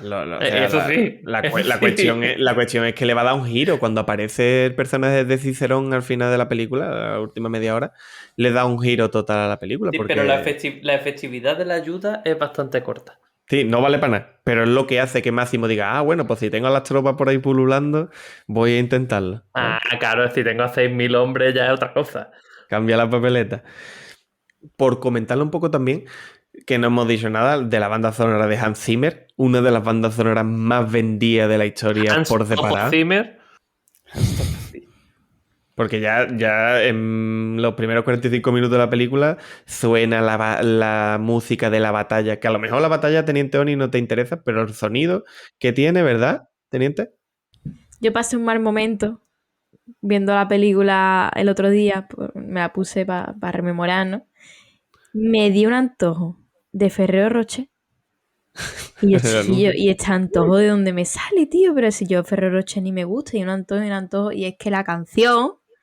Los pocavergüenzas de Ferrero Rocher, aquí un emplazamiento publicitario, la usaron para el anuncio este que rodaron en Córdoba. La voz de Lisa Gerrard. Escuchando la musiquita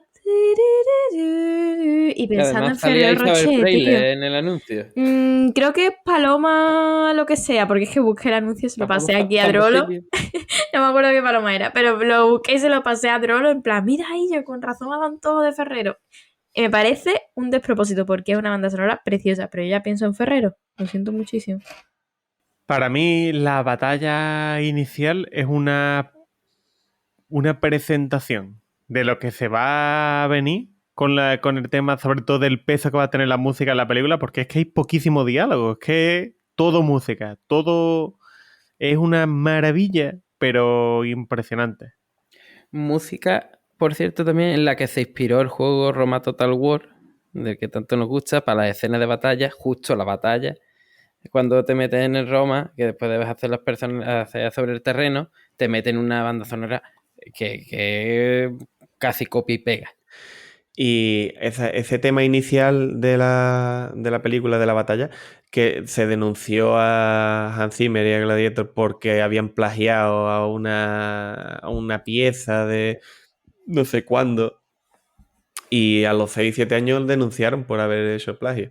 Y después dijo a Hans Zimmer que había reconocido que se había basado en vals vieneses para hacer los temas de la película, pero que conscientemente no había pensado en esa canción por la cual lo estaban denunciando, ¿no? Y bueno, y no fue a ningún lado. Ya lo podían haber denunciado al año siguiente, el mismo año de sacar la película, ¿no? Pero no has denunciado ahora el niño de la pizza del disco de Nirvana. Sí. Ha denunciado al grupo ahora que tiene los huevos más negros que para Dios por pornografía infantil, que es como, tío. ¿Tus padres cobrarían porque tú fueras el niño de la pizza? Ahora no venga tú. Y la banda sonora de Gladiator, que me parece de las bandas sonoras emocionales más bonitas y que más sentimientos evocan vamos, pero de la historia. Yo soy incapaz de ver Gladiator, la puedo ver, termina de verla, ponerla otra vez y volver a llorar como un moco descosido. Y el 70-80% de la culpa la tiene la música. Eso lo tengo clarísimo, luego, vamos. Desde luego. Yo lo que quería decir antes, que no me salía la palabra, era una puesta en escena. Una puesta en escena del campo de batalla para presentar la película. Tremenda. Impresionante. La voz de Lisa Gerrard en la música, que suena tremenda, y que querían a Pavarotti, por cierto, antes que ella. Decía Lynch. Sí, mucho. Y yo no he llorado, tío. Yo tampoco, pero es que Rita llora, tú le pones escena de una berrea con la música de Hans Zimmer de fondo y lloro también. Y con Concern Me Hobby. Yo con Concern Me Hobby empieza a sonar y ya estoy llorando. Escúchame, que yo lloro con todo, ¿eh? Y yo no he llorado, ¿eh? Ya, yo no lloro. Yo cuando se llevan a Máximo a hombros del Coliseo, yo ahí lloro. Siempre. Eso es brutal. Y se le abre las puertas del Elíseo. Yo hubo un momento en el que casi lloro, pero yo no sé de qué fue, que es mi segunda escena favorita, porque la primera me la quitó Lynchy. No sé si queréis que la introduzca ya o esa Métela. Dale con vaselina, ¿eh? Tradúcela. Esa escena en la que Cómodo ya se ha enterado de que están conspirando contra él. Pero escúchame, ¿tú cómo vas a empezar ¿Tú cómo vas a darte ganas de llorar con esa escena y la vas a contar como un chiste de chiquito? Esa... ¡Cómodo! ¡Eche cómodo, que paja! Cuando están conspirando y le dice, Lucila, 2000 euros. Este Máximo te voy a pegar una puñalada en la costilla que te voy a sacar fistro, tío de nara. Bueno, venga, cuenta la escena, teniente, a ver qué pena nos da con ese inicio. No puedo. A ver, no sé si es pena, me dio como agobio que coge al niño y le empieza a contar una historia que claramente tú estás viendo que el niño se está quedando así un poco como diciendo, ¿qué me está contando? A mí esto me pero suena estamos raro. hablando de Lucio, el hijo de Lucila. Sí, le está diciendo que si hubo... O sea, le está dando a entender a Lucila que se ha enterado de todo, que va a morir ahí hasta la punta 2, que va a morir el niño y todo si allí no ponen cartas por medio y le dice lo que va a pasar, va a caer hasta el niño. Lo está diciendo al lado del niño. El niño lo está como casi ni enterando. Y Connie Nielsen tiene esa cara de no quiero que se me note mucho, pero los ojos le empiezan a llorar. A mí ese momento sí que me dio, no sé, quizá conecté con esa parte más de ese sufrimiento que tenía, además esa mujer que quiere también a Máximo y que quiere ayudarle, que quiere, al final también conspira contra su hermano porque sabe lo que toca, pero claro, es que es su hijo. Y es que lo está poniendo en peligro. Y en un peligro totalmente real porque es que ha matado a su padre. Como no ha matado a su sobrino. Le da lo mismo. Además, con la obsesión que tiene con ella y con que mataría a cualquiera. Es bueno, Cómodo. A Lucio no. Es un pedazo de personaje, Lucila también. Connie Nielsen está increíble. Muy bien. Está excelsa. De hecho, motivada en parte por su gran amor o gusto por la historia de Roma. Entramos en el segundo acto que bueno, termina todo este primer tramo de la película con Máximo destrozado. El viaje que lo podía haber firmado Terry Gilliam perfectamente. El viaje, no veas tú, el caballo de Máximo con 700 caballos de potencia. Nunca me lo he dicho. Que los caballos no tenían brida por entonces, se supone tampoco. No.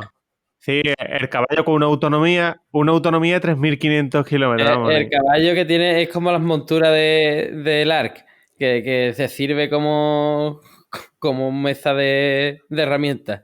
Total, que aquí el Máximo, nuestro colega, se pega un Germania sur de Hispania de un día para otro, ¿no? Sí. Y luego, bueno, ve lo de la familia y demás, que me parece que es una escena... Esto yo ya lo comenté, no sé te lo comenté a ti nada más, Rita.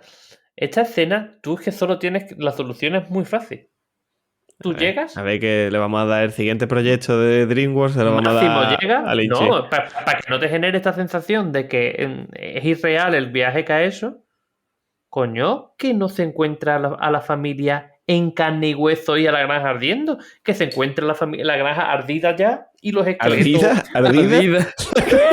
Esta funciona, esta palabra La funciona. granja ardida. Ardida. La granja ardida. Ojo, Y ojo, los cuidado. esqueletos o un cadáver un poco más descompuesto, no recién muerto.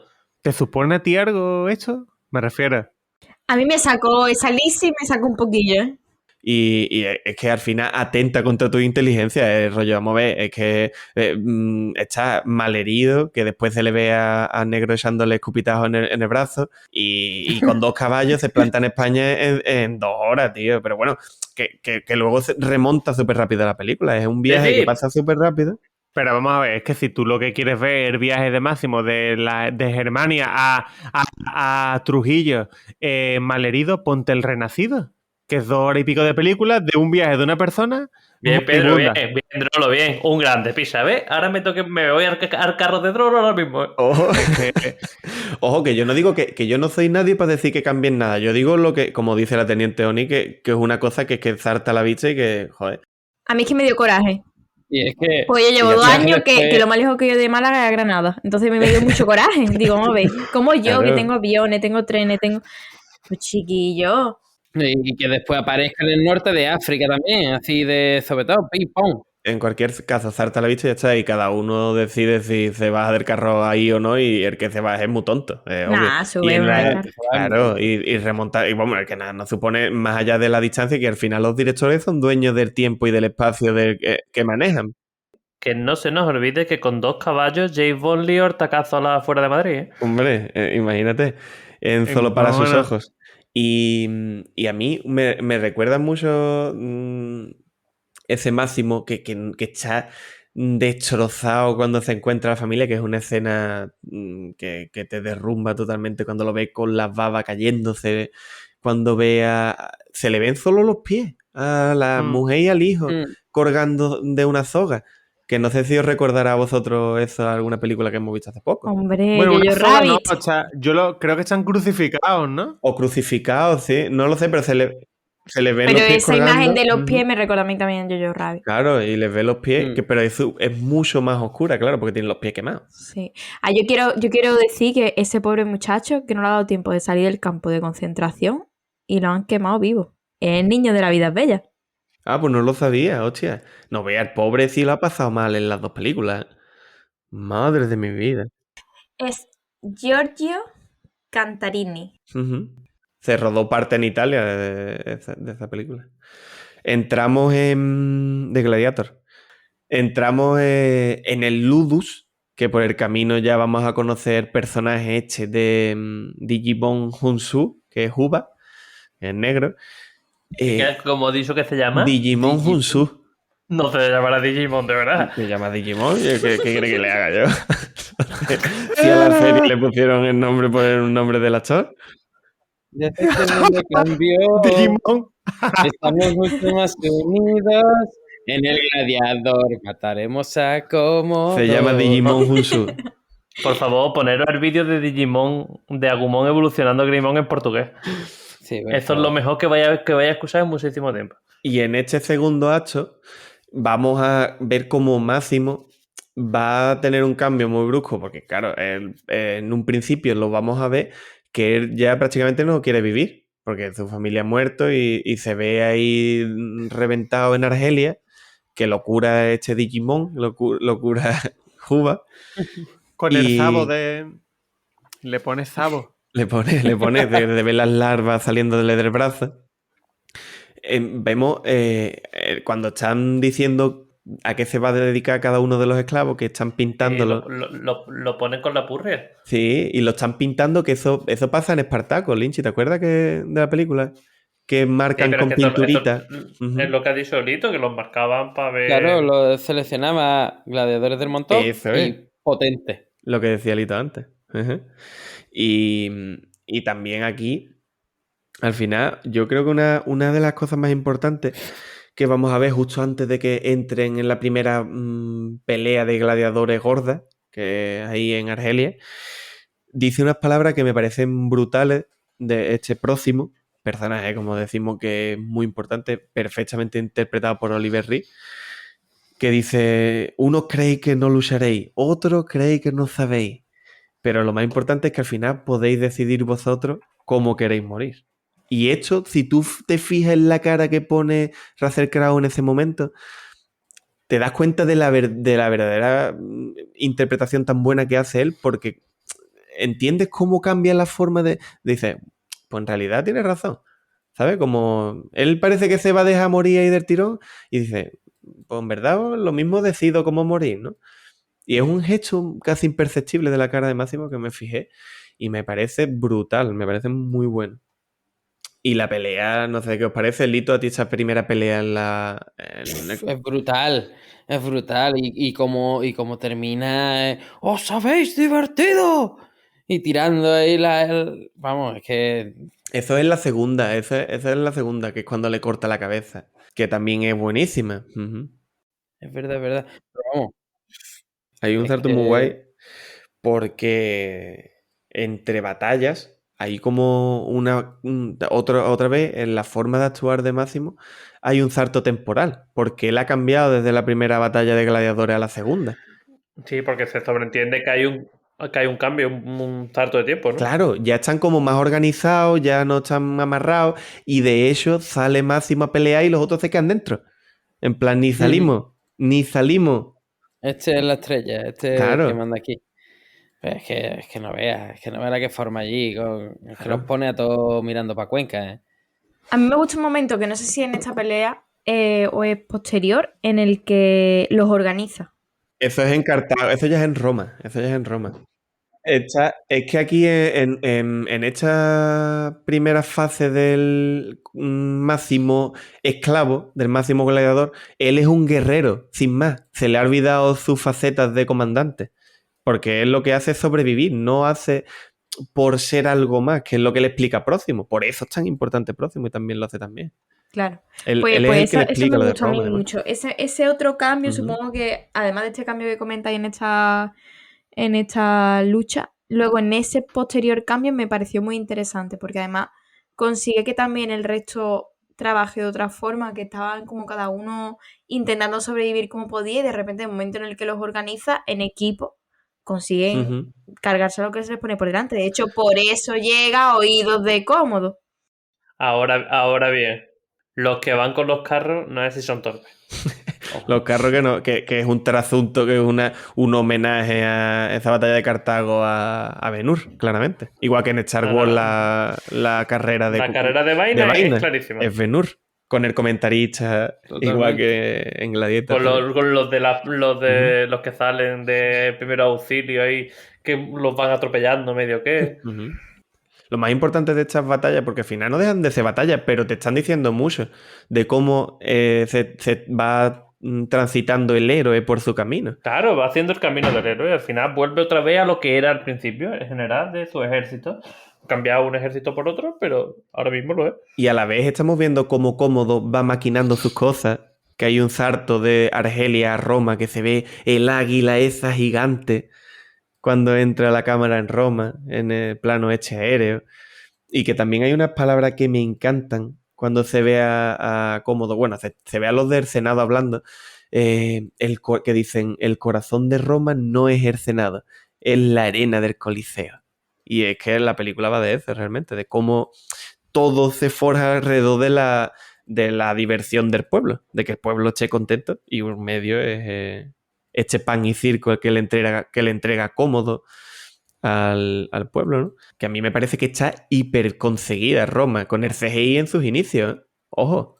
Sí, pero la verdad que en este tipo de cosas Ridley Scott es un maestro. Y el CGI, ya te digo, tú el Coliseo te lo come con papas, ¿eh? Que no sé si Drolo nos podrá contar de cómo se construyó. El Coliseo de... Fueron 16 metros de altura de un coliseo que se recreó digitalmente para incorporar el resto que faltaba de por encima, pero el Coliseo se recreó exactamente en Malta, que fue donde se rodó esa parte, en el fuerte Ricasoli, En Malta, en Calcasa. en Malta. creo que era. Y como indica Lito, exactamente fueron 3/4 partes de Coliseo recreados. Que la verdad se gastaron, me parece a mí, que aproximadamente $1 millón en crear semejante bestia, que hace que la película haya envejecido también, pues esta es una de las cuestiones, ¿no? Porque parte de la mayoría del Coliseo es real. Es Ujú. es una maqueta a gran escala, por así decirlo. Solo en la parte alta de CGI, por eso no nos cantan, no nos chirría cuando Ujú. lo vemos a día de hoy. Es que las mejores producciones, hablábamos del Señor de los Anillos y podemos hablar pues de cualquier otra, de las primeras de Star Wars y demás. Las que mejor funcionan y las que más perduran, con Christopher Nolan, que también le gusta mucho tener material físico delante, son las que tiran más de efectos prácticos y utilizan el CGI para lo que no pueden hacer con decorados y Exactamente. demás. Jurassic Park, Y- sin ir más lejos, por ejemplo. Y ya digo, a mí me parece el Coliseo que está increíble y metiendo una pila de extras en el Coliseo también, ¿eh? Aunque después se replicaran con... Muchísimo. Y de hecho, es muy curioso esto porque tuvieron que hacer un esfuerzo impresionante por parte de vestuario. Porque, claro, la gente como iba al rodaje, ¿no? Pues la gente iba al rodaje con los relojes puestos, los pendientes, que si zapatillas Nike, que si... Entonces, No, claro, tenían que tener mucho cuidado porque de buena primera te encontrabas tú a uno en el Coliseo con un Rolex No veas. en la mano. En el Coliseo, aparte, ya no solo vamos a ver eso del máximo comandante y de cómo va cambiando porque se ve cercano a Cómodo, porque Próximo le promete llevarlo a Roma y él, claro, ya ve, ahí quiere venganza, ahí no quiere más nada. Pero entonces se ve esa posibilidad, bueno, cuando baja la primera vez, en la primera batalla después en Cartago, y ve que está con Lucio y que no le puede pegar, ya empieza a cambiar su forma de pensar y ya le empieza a decir Lucila que si ahí vamos a hacer una cosa para ver si no, ¿sabes? Ya se va viendo que puede intentar puede intentar algo para... No, que ya hay una trama de base. No, que ya está. Cuando Máximo llega, la trama de conspiración ya está para derrocar a Cómodo. Ujú. Lo que pasa es que no necesitan a la figura de Máximo para que de verdad funcione. Pues necesitan a alguien que se ponga el pueblo de su parte y le quite el apoyo que tiene Cómodo en ese momento del pueblo por este pan y circo que has comentado, ¿no? Y encima traer a la fuerza que es cuando después de la segunda batalla que ve a Cicerón, una segunda batalla que por cierto la comentamos, está guapísima, cuando se encuentra con Cicerón es cuando realmente ve la posibilidad de traer a los ejércitos y de ver una puerta abierta a conseguir la victoria con Cómodo.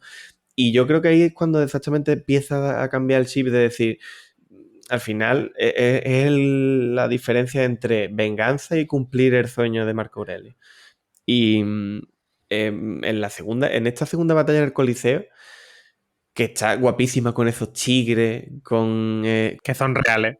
Yo, sinceramente, creo que los chiles reales le hace flaco favor a la batalla, ¿eh? que los acercan con CGI. Si tú te fijas, yo creo que los actores, los pobres míos, la coreografía de esa batalla no es igual a la del resto de la película. Y de verdad que creo que es que estaban un poco cagados. Ujú. Pero en cualquier caso, a mí tampoco me parece que esté tan mal como a ti. Yo Michi. la veo cartoniana Ujú. con respecto a las otras. La veo que están más encartonados. Cuando Hombre, están pero, peleando. pero además ten en cuenta... Y me imagino que será porque, claro, si tú estás peleando rodeado de trigues, pero De coño, trigues. tú vas De trigues. has recreado un coliseo, de verdad no puedes recrear 4 tigres con el CGI. Pero ya no es lo mismo, claro que no es lo mismo. Tú pones a 4 No tigres puedes. reales que pones 4... Si quería hacer una batalla con unos rinocerontes Y pone a Dalí. y no la hizo porque, claro, ya el rinoceronte, no, es que quería usar rinocerontes reales, pero el rinoceronte el rinoceronte no tiene término medio, o no se mueve del sitio, o pega un sprint horroroso y arrasa y es imparable con lo que hay, entonces no podían utilizarlo. que le dice Cómodo en esta escena, que es otra de las frases, esta lapidaria gordísima que tiene la película, ¿qué le responde todo esto? Pues le responde con argopeo máximo. Y cuando le dice Cómodo todo esto de la mujer que gritó como una perra, no sé cuánto, del hijo, Uy, y le cabrón. dice... No es malo, no es malísimo, malo, ¿eh? No es malo. Teniente, es no. malísimo. El pobrecito está trastornado, pero en el Claro, fondo No es pero malo. bueno, es noble, tiene buen fondo, tiene buen fondo. es malo, es muy miserable. Es muy miserable, pero es que tú lo ves pidiéndole un abrazo a la hermana que se queda a dormir con él y tú dices, vale, es que es un niño chico. Es que es como darle Roma a un tío que no tiene dos dedos de frente. Bueno. Pero que sí, que es muy malo. Tiene, Es muy malo. tiene No. buen fondo, teniente. Pero decirle a tu hermana que se queda a dormir contigo, eso no es de niño chico. Eso de que... Pero se la quiere tirar. Si lo que quiere hacer con ella es trainársela. No, pero no, pero él se la quiere tirar porque está confundido. Confunde los tipos de amor porque en cuanto la hermana dice me voy, él no hace nada por impedirla. Si él de verdad hubiera querido acostarse con la hermana, te hubiera acostado. Hombre, Claro. es el emperador. Claro, pero bueno, que da igual. Que es muy malo. Es que yo soy el primero que lo dice. Vamos a ver, yo que voy a decir que Cómodo es bueno. Bueno, Por a lo Dios. que íbamos, que coge y le dice, tu mujer gritó como una perra, tu hijo esto, o sea, lo hizo sufrir aún más, recordando de la muerte y como describiéndosela de una forma totalmente ruin. Increíble. Y le dice Máximo, tus días de gloria pronto verán su fin. César. Y empieza la gente a gritar. Y la música es hierro. Y yo ahí me entran ganas de levantarme y... Que es un error de concepto porque el César es el heredero al trono, no el emperador. No, pues entonces no es un error del concepto. Le estás insultando. porque, Le estás no. diciendo que tú no eres un emperador, eres un heredero que no sabía hacer. Eso, ¿Y tú qué evidentemente sabes? no van por ahí los tiros, tú lo sabes ¿Y de tú qué sobra. sabes? ¿Y ahora que nos ha contado eso qué? ¿Ahora qué? Eso está claro que no van por ahí los tiros. Pues es verdad, ¿eh? ¿Eh? Lynch, ahora que lo dice, puede tener mucho más sentido esta que te si indica. eso es así, ¿Ahora qué? ¿A dónde están los No, haters que- de la historia? César. si eso es así, los haters de la César, historia- gran insulto. Porque no le acepta como emperador, lo deja como un heredero. En fin, bueno, los acontecimientos se aceleran muchísimo. Porque ahí, claro, es eso. Máximo ve que no puede hacer nada contra él porque No, están Máximo todos necesita su legión. Entonces, pues, urden el plan con Cicerón ujú, y con Lucila para intentar sacarlo. y con Graco. Porque por lo que se ve en la legión, si no va él, es incapaz de moverse del sitio. Que es como, pues yo qué sé, pues tampoco sabe, hijos míos, tampoco hace falta que vaya allí de cuerpo presente. Y total, bueno, lo último de la película que al final no sale bien el Es golpe. que no ni llega, nada. no llega ni a la puerta del Claro, Coliseo. era obvio porque al final esta película estaba abocada al fracaso. Porque el final de Máximo y el viaje del héroe tiene que terminar, porque es un viaje, como hemos dicho, de vuelta a casa. Y tiene que terminar volviendo a casa, que no hay otra manera de encontrarse con su mujer y su hijo que muriendo. Que además vuelve a casa de la misma forma que en la que se fue. Con esta escena en la que se lleva el cuerpo de Máximo y la cámara lo tiene enfocado desde encima. Es la forma en la que se fue de su casa Sí, es verdad. Que se y es la forma en ve la que vuelve. el como fijo y el suelo en movimiento. Y para mí, esta que es mi escena favorita, en la que muere Máximo, porque ya no es que solo empiece la película igual que termina con él acariciando los trigos y demás, sino que la película empieza con los soldados romanos inclinándose ante el máximo general y la película termina con los soldados romanos, o bueno, esta corte, ¿no? del emperador inclinándose o portándolo a hombros al máximo esclavo, ¿no? Entonces, Esclavo y esta héroe. vuelta... Tengo que esclavo y héroe, añadir exacto. que no lo he hablado, no lo he contado antes en el ejército, que estos que están ahí son la guardia pretoriana, que eran veteranos de guerra también, así súper tochos, y que al final tuvieron un papel muy importante en la política de... El cuerpo más corrupto de la historia de las fuerzas de cuerpo de seguridad del Estado a nivel mundial. Sí, sí. Porque además eso tuvieron mucha influencia. De hecho, en la época esta de los 5 emperadores que sucedieron a Cómodo, ellos eran los que elegían al emperador. Es muy divertido porque cuando Calígula ya estaba zumbado de la olla del todo y lo mataron los pretorianos, el tío, que era Tiberio Claudio, se escondió detrás de una cortina. El tío era un señor ya mayorcito, medio cojo, y se escondió detrás de una cortina y vino un pretoriano y digo, pues hasta aquí hemos llegado. Salió de la cortina diciéndole, bueno, venga, ¿qué vamos a hacerle? Ya cojo, bueno, no sé qué. Y el pretoriano lo nombró emperador allí. No veas. Y bueno, yo lo que define a Gladiator, y yo concluyo ya mi parte con esto, yo creo.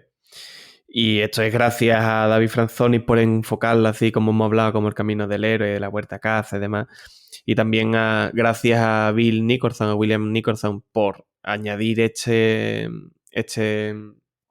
tema de de drama, los ¿no? campos. Sí, este punto de drama de elevarla aún más la acción a estos campos elíseos, al más allá, al que puede acceder máximo, porque esa es su huerta a casa. Si no, no habría. Eso lo añadió Bill Nicholson al guión, como dijimos antes. Y que nos llevan a este final tan trágico, pero que a la vez tan maravilloso, ¿no? Porque te da pena, pero te da alegría que Máximo se encuentre con su mujer y su hijo.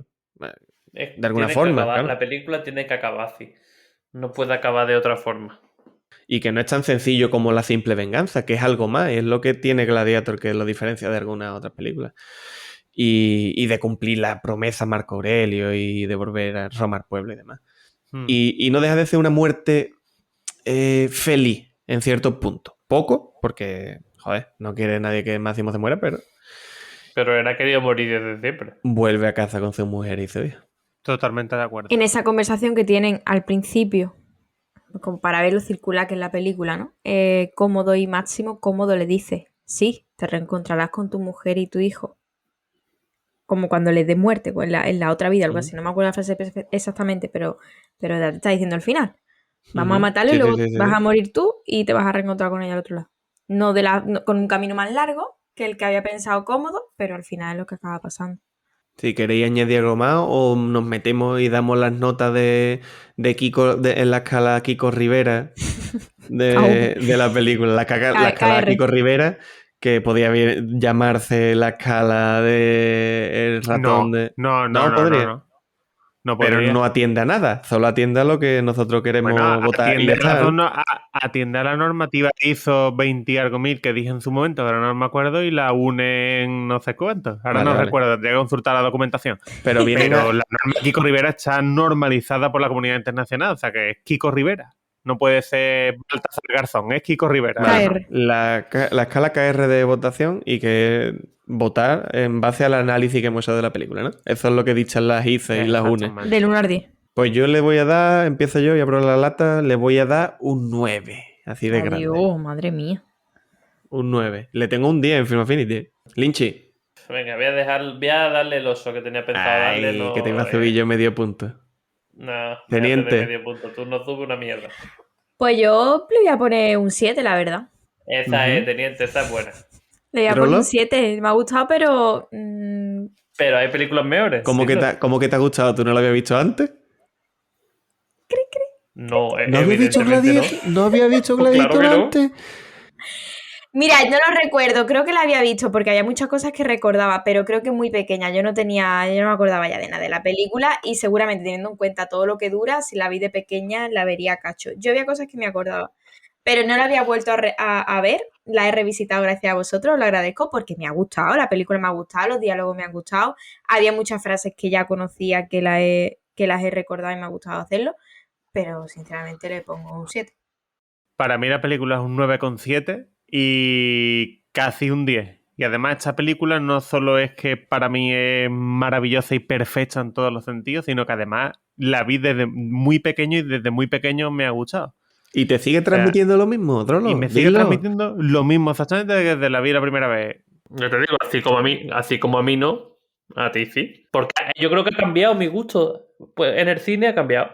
Yo probablemente, si me pusiera la tesitura de la Teniente Oni de no haberla visto antes y demás, seguramente no la viera con tan buenos ojos como la veo ahora, porque es que esta película me une muchas implicaciones emocionales de las veces que la he visto y demás. Ojo, que está muy chula porque dura 2 horas y media. Me sigue pareciendo brutal. Sí, Y no se hace pesado. Nada, efectivamente es súper entretenido, o sea, me ha gustado. Pero vamos, que no me bajo del 9. No falta Lito. ¿Nota? No, que yo le voy a poner un 9,8 también. Es que la perfección, además que se ve un Listo, avión en la ponle película, 10. tío. 9,8, arriba. ya se la he puesto 9,8. El avión es Rita, un 10,2. deja de ecuacionar ya a la gente. Deja de ecuacionar a la gente ya. Lito, ¿un 10 o no? Última oportunidad. No. 9,8. No hay 9,8 he Nueve- dicho. Carta en la mesa pesa. Eso es. Y la nota final es de un 8,7. Joder, Joder. Que mirándolo un sepan 10 los oyentes días. que con estas notas vamos a hacer un ranking al final y que voy a inflar la nota de Gladiator bajándole la nota al resto En Final Affinity tiene un No, 7,9. Un 8,7. Sí. Ya le hemos dado mucho más de lo que se le da en Final Affinity. Bueno, chicos, hemos llegado al final. El camino de los héroes, podríamos llamarle a este podcast. Ha dicho Este chicos. Chicos, lo Eso hago. sí, eso sí, sí. Yo por un momento me he quedado pensando y digo, hola, me llamo Pavel Y juego en el labio de Praga. Si el checo viene de Checoslovaquia, el chaleco viene de Chalecoslovaquia. He visto. Digo, Mira, no veas. ya está el Lynch. ve, el Lynch está ya... El hater del todo. Le ha venido. Ha soltado todo lo bonito que podía decir y lo ha dicho ya. Es que ahora Pero, podemos hacer, no. ahora podemos hacer la premiere de Doom, si quieres. De Doom. De Doom. Mira que he escuchado manera, pero Doom no lo he escuchado nunca. Yo te voy a decir una cosa, Rita, y esto, por mi santo... por mi santa alma interior, atormentada. esto lo vas a dejar aquí. Y es que Gladiator la eligió el demonio para que fuese el episodio de la temporada 1. Fui yo. Además, Henry. Fui yo. la elegí Henry yo. fue el demonio. el que Coño, la- le da un oso, que un oso está muy bien. Es Que que estamos sí, ya devaluando no, no. las notas. 8,7. Desvalú. 8,7 de su caso un Pero 9. que no, hombre, que está de maravilla. Es la nota que tiene. Maravilla. Nos vemos la semana que viene. No, miento. Nos vemos dentro de 2 semanas.